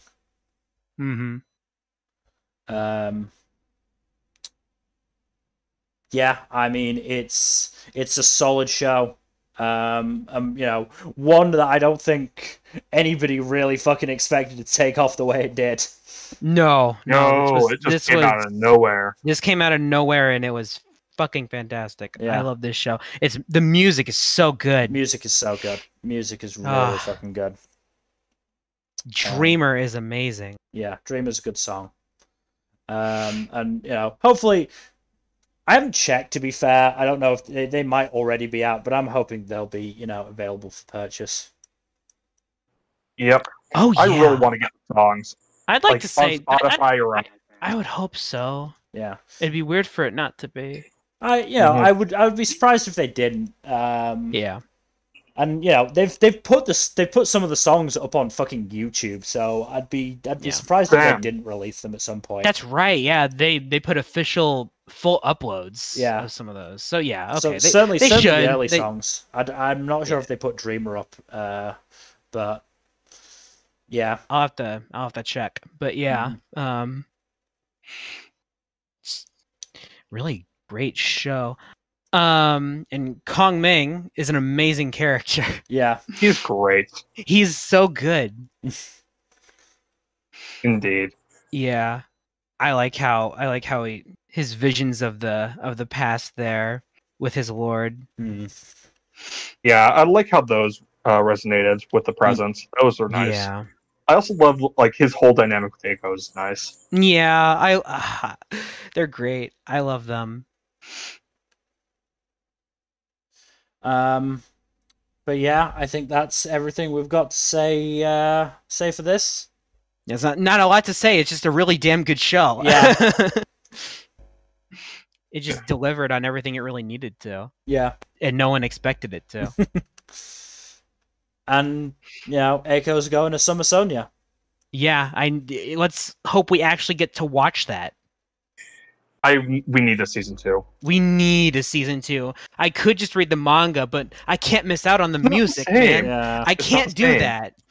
It's not the same without the music and voice acting. My worry is that considering, their songs, and they're probably going to be releasing those songs to buy, this is probably a money-making exercise for, what was it, PA Works that did this? I mean, what would make them more money? Release the second season. In season 2. We'll see. PA Works. You can do it. You can do it. Please, please, I'm begging you. I'll give you my money, please. We'll see. We'll see. Money. But that is the end of the of this part of the stream. So now we move on to the awards, starting with Best Protagonist. Let me just scroll up.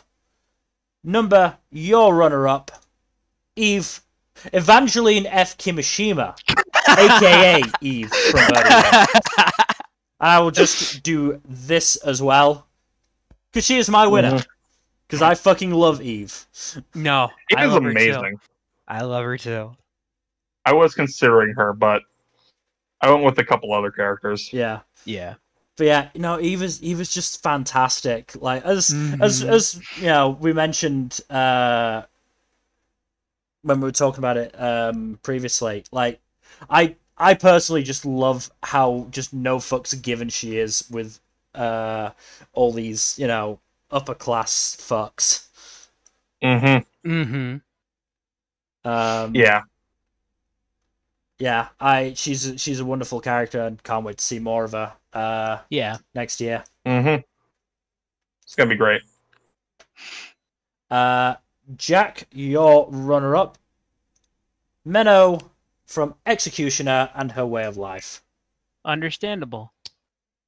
I just really like how much of a complex character she is. Yeah. And her evolving relationships with Akari and Momo, and to a lesser extent Ashina as well. Yeah, I actually liked how they actually got to work together, and they actually, you know, I like their partnership there. It's really neat. Yeah. So, my runner-up, Suzumi Hiyori, Heroines Run the Show. Yes. I was thinking Not about a bad choice. Yeah, I was thinking about it, and I was just like, I was trying to think of my runner-up, and I was like, look, there was only one character that managed to carry a bad arc and make it a half decent to decent one, and that was Hiyori. Understandable. She's really good.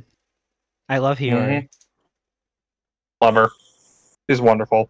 Yeah, she is an absolutely wonderful character, and I love her to pieces. Nmbr, your winner, and Jack, your winner, Lloyd Forger, aka Twilight, Spy Family. It's really hard to go wrong with Lloyd. He's absolutely great. Yes. Just love the spy stuff. Yeah. Also, him just getting so stressed out over absolutely all the shit that he has to deal with for his mission is just absolutely fantastic. Yep.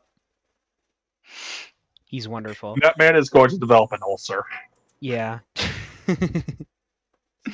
Oh, that poor bastard. That poor bastard. Yeah. But moving on to his the next... most difficult mission yet. Yeah. Having a family. Yep. Moving on to the next category. Best Antagonist. Nmbr, your runner-up. And my runner-up. Nakamura Chizuru, Heroines Run the Show. Ah, I see. Yeah. Yeah, that makes sense. I can't say I had a massive amount of choice, but when I saw... I had nothing. I literally had nothing. I'm not upset with my runner-up pick, but it's like I did not have many options at all. So it's like, well... I mean, unless you picked who I think you... You probably picked who I think you picked for your winner, but... Probably. You had another option as well. Yeah. Yeah. I technically had more options, but I don't know. Chizuru is pretty good at what she is, so... Yeah. Anyways. I mean, my other choice was Karasawa from Kongming, so... Oh, yeah. I liked him as well. He would have been fine. Yeah, he but was a fun pick. my runner-up is something different. Your runner-up, Jack, is Pandemonium, Executioner, and Her Way of Life. That's a good pick. That's pretty good. Love her vibes, love how creepy she is, and I love her theme song. Yeah. If she had a bit more to her as a character, she probably would have been my runner-up. But kind of part of the point is that she doesn't have a lot to her character. She's kind of a force of nature at this point. Yeah, she doesn't have a personality anymore. Yeah. Kind of been overridden by her... well, she does have a personality and her love for B-tier horror movies. That's great. Yeah, it's a nice detail. Yeah, I think I know who the winners are. Yeah. Nmbr, your winner. Jack, your winner. And my winner. Rose Aleon, Birdie Wing. Absolutely. Legend. Absolute legend. There was going to be no other choice, was there? No, absolutely not. Even in honestly, even in like a season that had more antagonists, she was no, she was a good choice. She's always going to be a good choice. Yeah, really hard to go wrong with Rose. Yeah. But she's absolutely fantastic. Just the fact that she golfed so hard, a fucking fake arm came off. Yeah. It's still such a good moment. Just because of the way it's shot, you think her arm has actually just been cut off, and then you realize, oh god, it's a prosthetic. Yeah. Batshit insane moment there. Yeah. But anyway. Moving on to Best Boy. Scrolling down. Nmbr, your runner-up, and my runner-up. Kabe You guys are on the same. Yeah, boy, we are same brain. Kabe. I was considering him. I was really strongly considering him. I love his arc so much. Yeah. And also, that boy can rap. That dude's an absolute legend. Yeah. Yeah. As I said, he's good. As I said, my one gripe about Kongming is that he didn't get to do as much in the finale, because I really wanted he him. needs more, and if we get a season 2, I pray he gets it. Yeah. He's wonderful. Yeah, Shoya Chiba, his voice actor, did really well. Unfortunately, I think he's on vocal rest at the moment, or was a little while ago. Sucks. Yeah. But yeah, and Kabe Taijin is really fun. Really enjoy him. Jack, your runner-up, and my winner. Oh. Izumi Yu. Shikimori's not just a cutie. Izumi's great. I love him. I love him to pieces. He was almost my runner-up. Yeah. Maybe if Shikimori finished, he would be. But yeah. No, he was. Izumi's still a sweetheart. No, he is. He was either going to be winning Best Boy or he was going to be one of the nominations for Protag. But since I had even Hiyori, I was like, okay, Izumi's going for Best Boy then. Yeah. A lot of people think he's bland, which on some level he is, but he's still pretty remarkable in his own way. So people think he's bland because he's not an asshole. He's just a nice guy. Which is just dumb. He's bland because he's just the best boy. Yeah. What do you expect? He's a kind, sweet, boy who's been cursed by some bad luck deity. Yeah. His someone in his family pissed off some god or something. I don't know.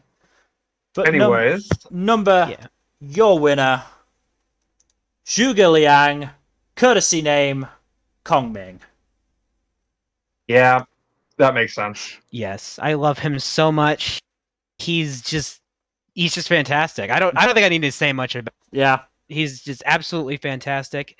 He's incredibly kind. He's the fucking genius. And he somehow adapted to the modern world weirdly quickly. Yeah. And started speaking Japanese. Yeah, that too. I love how there's two different characters who just suddenly randomly know Japanese in this season. Yeah. Yeah. You're Strange right. that it happened twice. Yeah. But Jack, your winner, Aikawa Fudo, Love After World Domination. Look, there's nothing wrong with a good himbo character, alright? No, absolutely not. And Fudo's probably the biggest himbo I've seen in an anime in a while. Yeah, I mean, a lot of the pictures I could have chosen involved him weightlifting, so or at least wearing a tank top. I was tempted, so. But moving on to Best Girl. This category was a fucking bloodbath. Yeah. Nmbr, your runner-up, Suzume Hiyori, Heroines Run the Show. I assume for the same reason I picked her for best. I love her. She's an excellent protag, but to me, she's one of the best girls. I considered her. I very strongly did. Of course, I had to pick someone else. Yeah, I mean, we didn't mention this, but just the fact that, she doesn't look like, your typical female anime protagonist. Mm-hmm. She's got the thick eyebrows, the messy hair. She doesn't... She dresses mostly in like loose track clothing. Mm-hmm. And even when she, does get a makeover, she goes back to her comfortable clothes and comfortable look pretty much immediately afterwards. Yeah. Yep. Those She's great. eyebrows are fucking powerful though. Mm-hmm. But Jack, your runner-up, and my runner-up, and Nmbr, your winner. Tsukimi Eiko, your boy Kongming.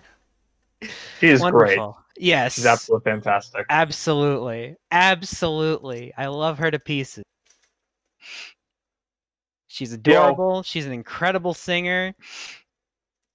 She would have won for me if not for the Queen. The Queen of Faces. One of us had to pick her. Jack, your winner. Anya Forger, Spy Family. Of course. That yeah. Yeah. Yeah. One of us Please was tell gonna me pick pick the her. smug face. One of us is gonna pick her. Yeah. Yes. Yeah. Absolutely deserved. Absolutely.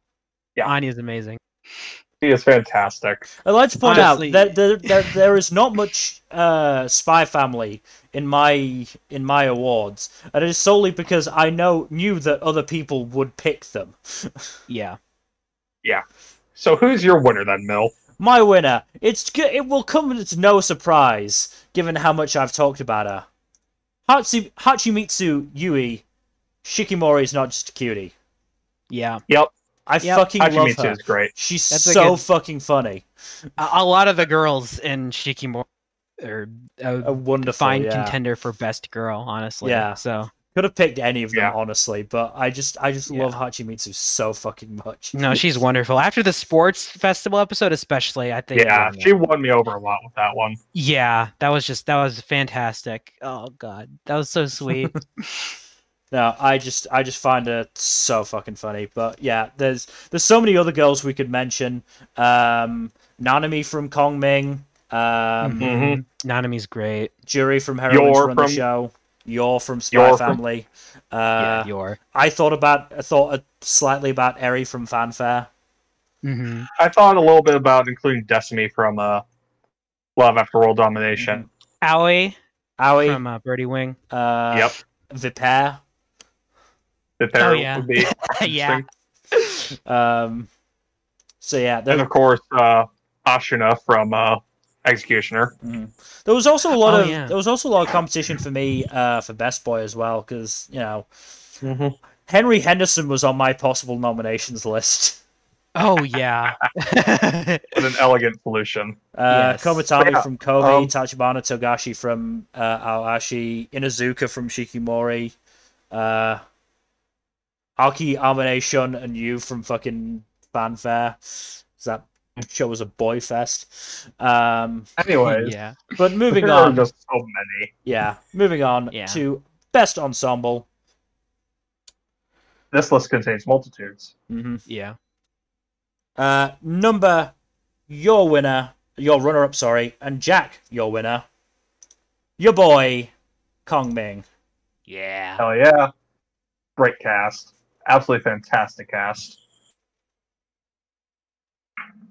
They bounce off each other really well. Yep. Absolutely. No, it's a really good cast, really strong cast. Mm-hmm. Jack, your runner-up, and Nmbr, your winner, and my winner. Ah. Shikimori's Not Just a Cutie. Yep. Such a great, Strong such a great show. cast. Yeah. The entire cast is absolutely fantastic. There's all gotten moments to shine as well. Oh, I love it. Oh, thank you for choosing that picture. The sports That's just, festival, yeah. oh, So wholesome. I love this cast so much. I was thinking about using it in the slideshow, but I thought actually it's better as the ensemble pick. So, Alright, what's your runner-up? my runner-up, I was gonna pick Kongming. Then I saw that both of you had picked it as either winner or runner-up. So I thought, fuck it, I'm gonna shout out Fanfare of Adolescence. There you go. That's a good pick. Good for you. That was a contender for me. Yeah, because I was debating between the two. I left. Oh, that's a Yeah, Chill. I left that pick until the very last moment. Basically, I hadn't decided until I was actually putting the pictures in. I just went, fuck it, I'm going for Fanfare because I really enjoyed the entire cast. Mm-hmm. Fucking Aki and his love for Mr. Doctor is just always funny.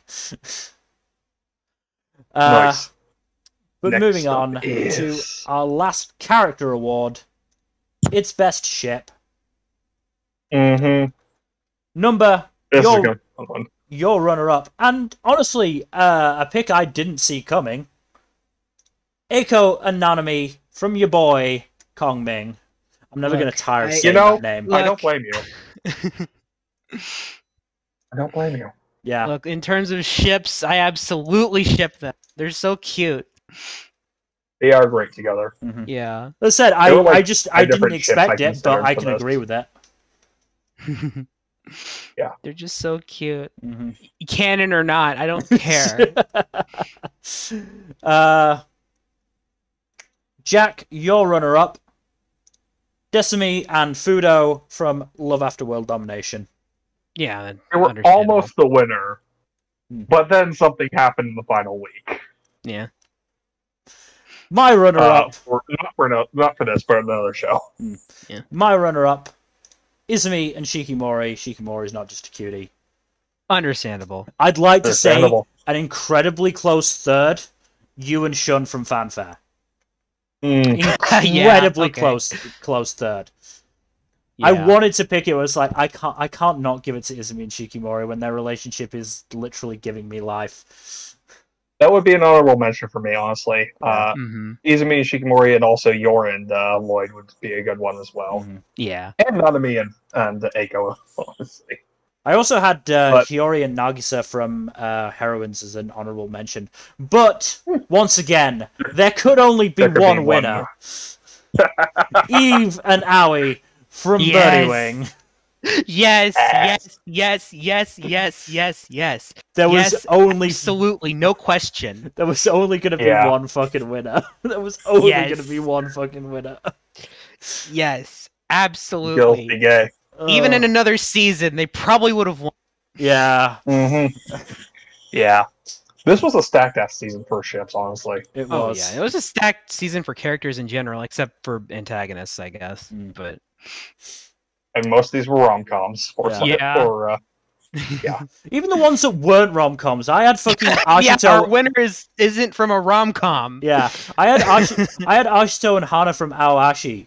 And fucking you and Shun from Fanfare. The sports shows managed to fucking hold their own as well. Yeah. Anyway. I love these two so much. Yeah, no, it's a wonderful, wonderful relationship. I need season 2 now. Yes, inject that shit into my veins. Moving on then to best OP. Just scroll down. My winner is unsurprising. Nmbr, your runner-up. And my runner-up. And Jack, your winner. Let's just get those up. Cheeky Cheeky Ban Ban by Queendom. Ya boy, Kongming. Kongming. Yep. I will not accept any other answers. Yeah. This OP is what got some of my friends to actually watch this show. So Unsurprising. if it does that, then it's a great OP. Mm-hmm. No, but in my it's a very good opinion, LP. there was one that was just a bit stronger in meaning. So, Jack, your runner-up, Paper Bouquet by Millie, Executioner and Her Way of Life. I like that one. Have we lost Jack again? Oh, no. I think we might have. Goddamn technical difficulties. Man, we're not... These streams are long enough as it is. Yeah. Oh, boy. There Can we you hear go. me now? Yes. Yeah, we can hear you. So, yes, I'll reiterate. I'll also. reiterate. Jack, your runner-up, Paper Bouquet, Millie, Executioner, and Her Way of Life. This is a good pick. Okay, yeah. I partially picked it because of how unconventional it was compared to most of the other OPs. But Yeah, also it's definitely really different. good OP. Yeah, it definitely looked interesting from Mhm. my watch of it. For 30, looking for the 30-second clip. Nmbr, your winner. Mixed Nuts by official Hige Dandism Spy Family. That's a good one. I was considering that for runner-up. It's so good, and you see like Anya's perspective of things. Yeah. It's kind of like it's all colorful, and then the transition. It's so good, and even its name is a reference. Also, I just love this shot of Handler's hair just flowing across the screen. Yeah. Great. What's your winner, Mill? So, obviously Kongming's OP is really good, but honestly I think I know what it is. Oh, do you? Take a guess. Is it Fanfare? It's not. And I'm disappointed that I couldn't fit it in, because Fanfare's OP was really fucking good. Yeah, Birdie Fanfare's Wings OP was really fucking good. Birdie Wing is good, yeah. Aoashi had a really good OP. Shikimori had a really good OP. But my winner, Nari Hibiku Kagiri by Yuki, Dance Dance Danseur. Oh, okay. See, I haven't watched it, so I wouldn't know that. I wouldn't know. It's a fucking banger. It's an Looks absolute good, that's banger. for sure. Like for most of the OP, it's from the perspective of the three main characters, like first person perspective, and it. That's so cool. Yeah, that it's is just rad. really fucking cool. Like you'll see the other main characters as like at one point you're looking at it from Miyako's point of view, and you see Junpei as he runs past an open door. It's just really fucking cool. Okay, that's really cool. Yeah. That is just from a visual aspect, it's a really cool. Yeah. Yeah. As I said, it's just always been on at the front of my mind as an OP, and I'm just so upset because this season had so many fucking good OPs, so many good OPs I had to leave out. Same with EDs, honestly. Yeah. Which is a good segue. Yeah. Actually. Moving on to best ED. Nmbr, your runner-up, and Jack, your runner-up, if I've got this down correctly. Yep, Kivun Jojo by, give me a second, 96 Neko, Ryotaro Okiayu, Shoya Chiba, and Lazel. I'm kind of surprised you didn't pick up one of the later versions of the ED, because they have This more was the characters one in that them. was up on YouTube. Understandable. Yep, makes sense. You need to. But we're missing out on classic Eiko and Nanami interactions. Yeah. I probably could have found one, but again, the other thing was this is the official one that Avex put up on their YouTube account. Yeah. And I try to stick to the official videos where I can. No, understandable. I would too. Sometimes it's just not possible. Yeah, but either way, great OP. I'm a little bit biased because I was already familiar with the song. Yeah, because this is a cover. Yeah. So a little bit biased, but I also just like it visually as well, and the transition from the.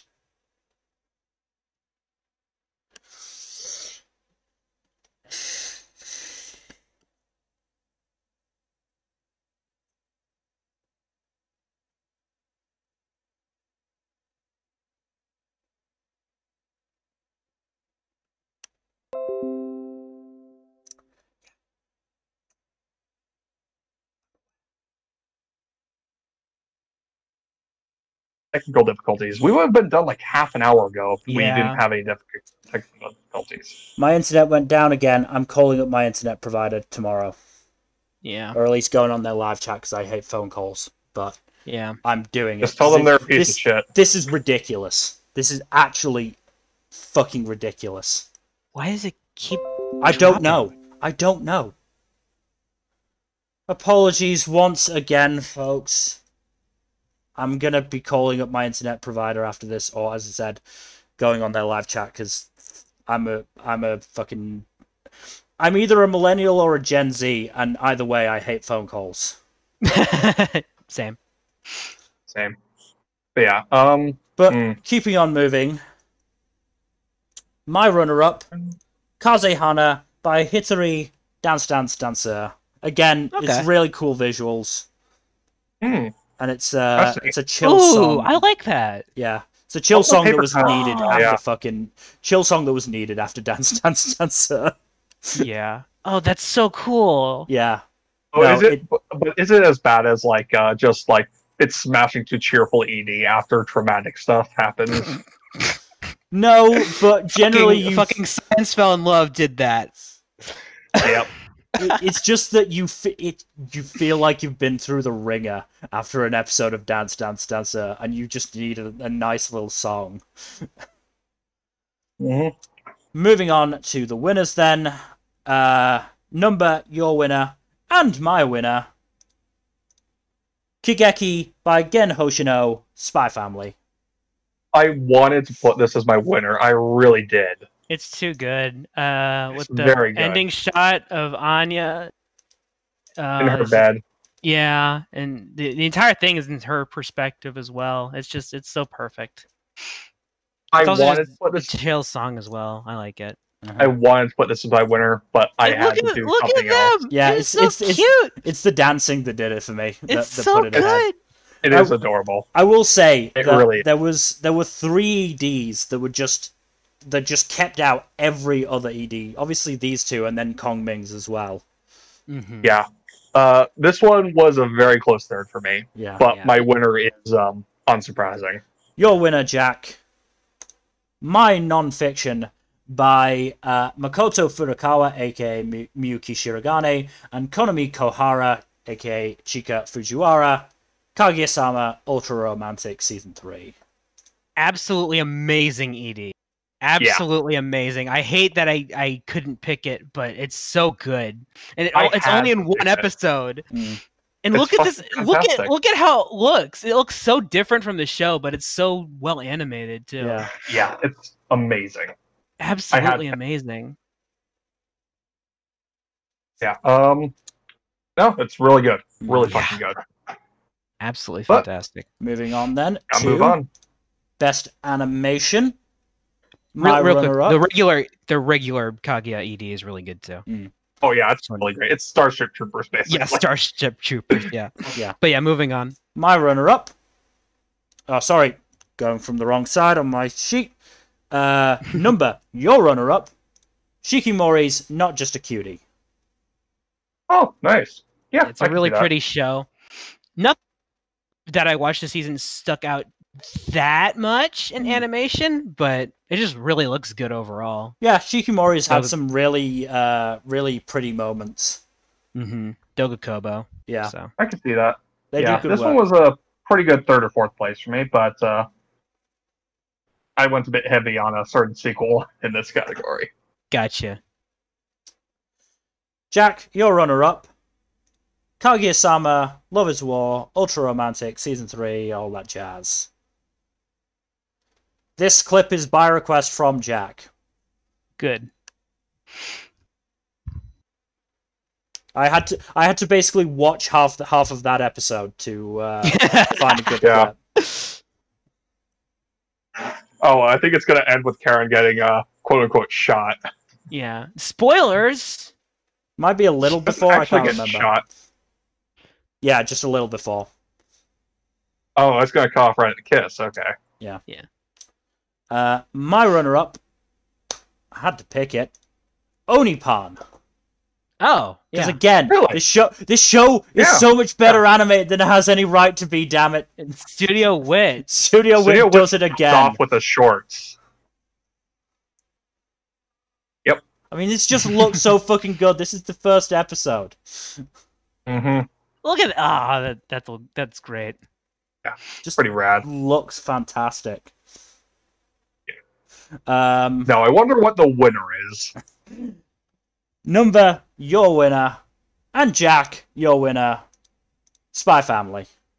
Yep. Yep. Fantastic show. And of course, Yeah, it's this scene too. Excellent. Excellent show. Mm-hmm. Excellent animation. No, Spy Family looked absolutely fantastic. And this This episode is was basically great as well. filler too. Yeah. Absolutely amazing. Yeah. He fucking shoots the bullets in the air to hit Frankie, and it's great. Yeah. But my winner, it is Dance Dance Danseur, because Mappa Okay, does yeah. good fucking work. Yep. Yep. Yeah. Yep. Not They surprising. made the dance Ooh. fucking fluid as shit. Look at that. God damn. That is actually really good looking. Yeah. Yeah. Unfortunately, I probably won't be able to watch this because sports and trauma. So Yeah. Like, the designs are definitely weird. Like, they are too sort of... They look weird. They just look weird, but it so works for the animation style and the dancing. Mhm. Yeah. Moving on to Best Fight, which was a problem category for me in terms of both finding something and fucking getting all these clips, because Yeah. hardly any of them were on YouTube. So I had to go to the episodes to find them. Yeah. Not a lot of fights this season. Yeah. Mhm. Let me just check something. Might have gone something wrong on my end. No, I didn't. Okay, good. It was just when I wrote it down. Good. Okay. Nmbr, your runner-up. Hiyori versus Chizuru from Heroines Run the Show. I had to. Partially because I didn't have a choice, but also I just like it. Yeah. It's not a think I bad was choice. actually talking with Mill about this before the stream. Yeah. It's not a bad choice at all. Yeah. Just the fucking Rocky 3 It's weird. It's so weirdly raw. Yeah. Hiyori. Sent flying. Rip. Yeah, rip. Jack, your runner-up. Sent flying, literally. Yeah. Your runner-up, Jack. Menno, Akari, and Ashina versus Pandemonium, Executioner, and Her Way of Life. Again, another This is one. some good shit. Had to go to the fucking episode and watch half of it to get the clip. Love how they're holding hands to hold the sword. Yeah. No, it looked good. Yeah. And that's pretty brutal. Being Just cut in getting half by a sliced fucking in half flame by a sword, fire yeah. sword. My runner-up, though, again, little out of left field, but I didn't have that much choice. The Oni staff versus Satsuji Himawari and Tsuyakasa Onipan. Another moment where I was like, Jesus Christ, why is this show so well animated? Look at it. It doesn't deserve to be this fucking well animated. This is... Look, Wit just decided to flex their fucking muscles on this. They did. For shits and giggles. And I'm so glad they did. But Nmbr, your winner.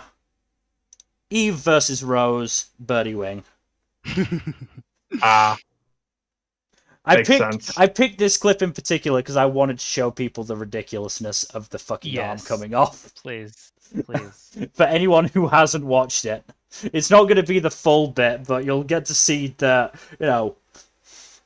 what made us go, holy shit, her arm came off. Yeah.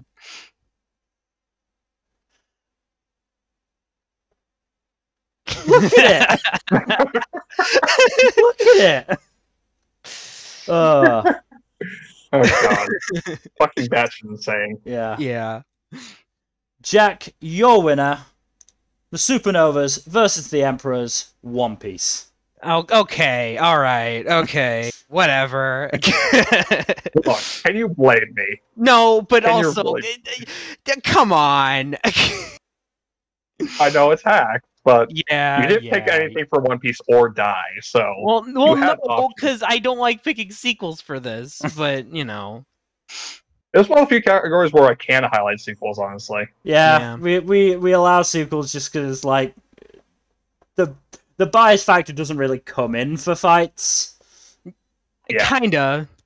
Not as much. Not as much. I mean, not as much of a character not as much, it would for characters, where sequels are almost outright banned. We have added a small new rule where you can have a sequel character as long as they were introduced in the season that is airing. Yeah, I saw that. It's a reasonable addition, I think. No, I think that's a good rule. But yeah, I just don't like picking sequels for fair. a lot of these. It's fair. So it's fair. It's fair. Yeah. My winner though. Anyways, Kabe Taijin versus Kongming.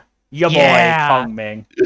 epic rap battles of history. I didn't have many choices. Glad you went the stand battle part at least. Yeah. It was like my choices were Eve versus Rose, the pirate attack, Kabe versus Kongming, and the fucking snowball fight from Komi. My god. We're really deprived on action choices this season. yeah, I didn't have any action shows. yeah. I had sports and rom-coms. I'm also surprised you didn't from Executioner number. Not many fights I was that huge on. I'll be honest. Like, not that they were fair. bad, but just when I look at a fight, I usually look for a bit of emotional resonance there, and I wasn't just that huge on the fights themselves. I get that. Yeah. But now for the last Moving on two then categories. to best sequel. Best sequel, just so I can, I have to sync up when I say the name and then the time code in the YouTube description. Mm-hmm. Yep. So if you notice that I leave a pause when I change screens, that's why. Okay. Number, your runner-up for sequel of the season. Science fell in love, so I tried to prove it. R equals 1 minus sine theta, I think it was. Mm-hmm. Something like that. Exactly. Yeah. Ending aside, I did really enjoy this season. Mm. I also didn't have that many choices. So. Well, I'm just going to skip Jack for a second and admit something. I only watched one sequel this season, so I don't have a runner-up. Gotcha. Wow. I only watched one, which means it wins by what can default. You do? It probably would have won anyway, but Jack, your runner-up, and my winner, Komi-san, can't communicate. There was nothing I could do. Yeah. I just looked at my list and went, oh shit, I've only got one sequel. If I watched Komi, it would probably be my runner. Mm-hmm. No, this season of Komi was great, even if it only won mine by default. I do want to, before I get my winner, is honorable mentions to Dragon Quest and Demon Girl Next Door season 2. Oh yeah. Yeah. Number, your winner. Jack, your winner. It could only be one. Kaguya-sama. Yep. Love is War. Ultra Romantic season 3. Not even hard. Not even a contest, honestly. No contest. Bill, if you were watching this would be your number one. Yeah. Maybe. I'm not going to guarantee anything, because you're gonna have some thoughts about my my winner and runner up for anime, I'm sure. I mean, it would have to be overall because you only had one. It would be on the nominations list, sure, because I would have only had 2 sequels at that point. But I'm not guaranteeing it would have won over Komi. I guess, yeah. Anyways, the final Anime of category. the season. This was really fucking tough for me, and I had a pretty easy time picking. I eventually just went for my instinctual choice. Number, your runner-up, and Jack, your winner, Spy Family. Top tier fucking show. Yeah. It's very conspicuous its absence on mine, I'm sure. I will explain my rationale. How dare you give attention to other shows? Fucking dare. Instead of our normie picks. I'll explain my rationale when we get to it. Jack, your runner-up. Number, your winner. Your boy, Kongming.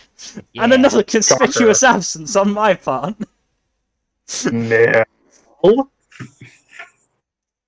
How dare you? My runner-up, Shikimori's not just a cutie. Okay. Huh. Interesting. My winner, Birdie Wing. Golf Girls' story. Okay, yeah. Okay. Understandable. Okay. No, I'm not gonna argue anything. Absolutely. Birdie Wing was in my Yeah. top 5. Let Absolutely. me explain. It's my number 3. It could have been 1 if we had a proper conclusion. Yeah. Yeah. But let me Well, just explain my rationale, because Kongming is 3rd, Spy Family is 4th. Mm-hmm. My rationale there. Spy Family, there's a little bit of contrarianness that I know it's like this super popular show now, and I don't want to just give Spy Family everything. Like, it's also in my awards as a whole. But also, there's an element of, because I've read the manga, there's not really that sense of, like, anticipation and excitement the way I do for Shikimori or Birdie Wing. Yeah. Like, I get have it. no fucking clue what's gonna happen next in Birdie Wing. But, you know, I knew exactly what was coming for Spy Family, so it suffers a little bit for that, even though, you know, I know what happened is good. And for Kongming, all I can say is I was just really kind of disappointed that Kabe Taishin didn't get more to do in the finale, okay? Yeah, that's understandable. Yeah.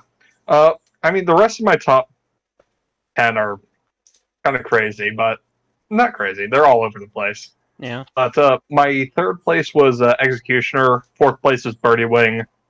5th was Love After World Domination. 6th was Shikimori. Then Daimon in 7th. Quitting Heroing in 8th. Trapped in a Dating Sim in 9th. And Heroines in 10th. That last arc really tanked Heroines for me in the ratings. So, That's fair. So, as I said, Birdie Wing 1st, Shikimori 2nd, Kongming 3rd, Spy Family 4th, Aoashi in 5th, Fanfare in 6th, Onipan 7th, Danseur in 8th, Love or Play 9th, Heroines 10th, and Deaimon 11th. But as I said when I was talking about Love or Play, everything from 9th up I really quite enjoyed or thought was good. And even Heroines and Deaimon, they were still good shows. Yeah. So this season has been really fucking good, is what I'm saying. Yeah. What's the rest of your top 5/10 number? I'll do top 5 because I don't feel like I don't normally do rankings. So Kongming's 1st, Spy Family 2nd, Birdie Wing 3rd. Would have been 1st if it had a proper conclusion. 4th, I guess Shikimori. And 5th. Let me run through the list quick. What? Executioner. Yeah, 5th would be Executioner. All right. But that is everything. So we'll transition back to the main screen. That's everything to cover. It's the end of the stream. Profuse apologies for the technical difficulties. I am going to get this. I'm going to, as I said, I have already sent a support request in to the provider. I'm gonna fucking get on that live chat tomorrow and you know, talk to them about it. Because look, once a stream and once, you know, every couple of days, that's not great, but it's, you know, maybe just something happening in the building or whatever. But this has happened like a good 4 or 5 times during the stream. And that's just not on. And I'm gonna ride their ass about this. Especially considering they only just fucking installed the new stuff like a couple of weeks ago. Really? Yeah. Yeah. That's fine. And this started happening like last week when we had the Monster Prom stream. Internet cut out in the middle of it, and we lost all our progress in it. Oh my god. Yeah, it was fucking annoying, and I'm starting to get even. I was annoyed before. Now I'm angry. I don't blame you. What I will say is, the archive. Thankfully, losing internet does not affect recording. So I've got the recording will be uninterrupted. I'll be uploading that to YouTube fully as is. So you'll be able to hear in the moments of silence me sighing and swearing profusely at my internet. Understandable. Yeah. So yeah, keep an eye out for that. Actually, honestly, I might just upload it tomorrow, considering the Twitch version is so fragmented. Five different fragments. Yeah. 5. Yeah, yeah, fuck it. I'm gonna upload it to YouTube tomorrow then. Yeah. So, and I'll also send out a tweet about that. So remember to follow at storytime_net for that. Tweets when we go live, and whenever we do tier lists, I put those up as well. Finish tier lists. At some point very soon, I believe, next week or two, I think. Yeah, I think it's gonna be, what day is that gonna be? Thursday. Check the Twitter account for our finished One Piece Devil Fruits tier list. Fucking finally. Because that's when the final segment of that is gonna go out. Because it took us 3 streams to do. Oh wow! Took us It's 3 a lot, okay? Took us 3 streams to get everything on the tier list. And these are only the canon ones, not even the non-canon ones. Really? We didn't bother with that shit. Get all the We didn't canon. bother. Yeah, get all the canon fruits on, and then have a look at them and see if we wanted to, change any of the shiftings. We'll say, if I remember correctly, who was our top 3 now? I think in it the was end? Kuma. Kuma, Eneru, and Marco. I think. No, I don't think. I don't think Enru was in the top 3 anymore by the time we finished. Was he not? Maybe. I'm pretty sure Kuma was there though. Yeah, it might have been Kuma, was there. Enru, and Marco. Marco Yeah. was definitely there. Yeah, I think Enru might have been the highest rated Logia then. It's just. Yeah. No, Kuma, Caesar, and Marco. That was it. Caesar. Right. Because he's got a broken ass fucking fruit. Yep. So that'll be going up Thursday. So yeah, remember to follow the Twitter, follow us on Twitch. You'll get notifications when we go live. In terms of future stuff, tomorrow, not sure. Unfortunately, again, is unavailable due to stupid 4th of July celebrations. Who wants to celebrate America right now? Hey, it's an excuse for me to not work. I'm good. Mm-hmm. I get paid for not working 4th of July, so whatever. Tuesday, we'll see if we're feeling politics enough to do Road 96 again.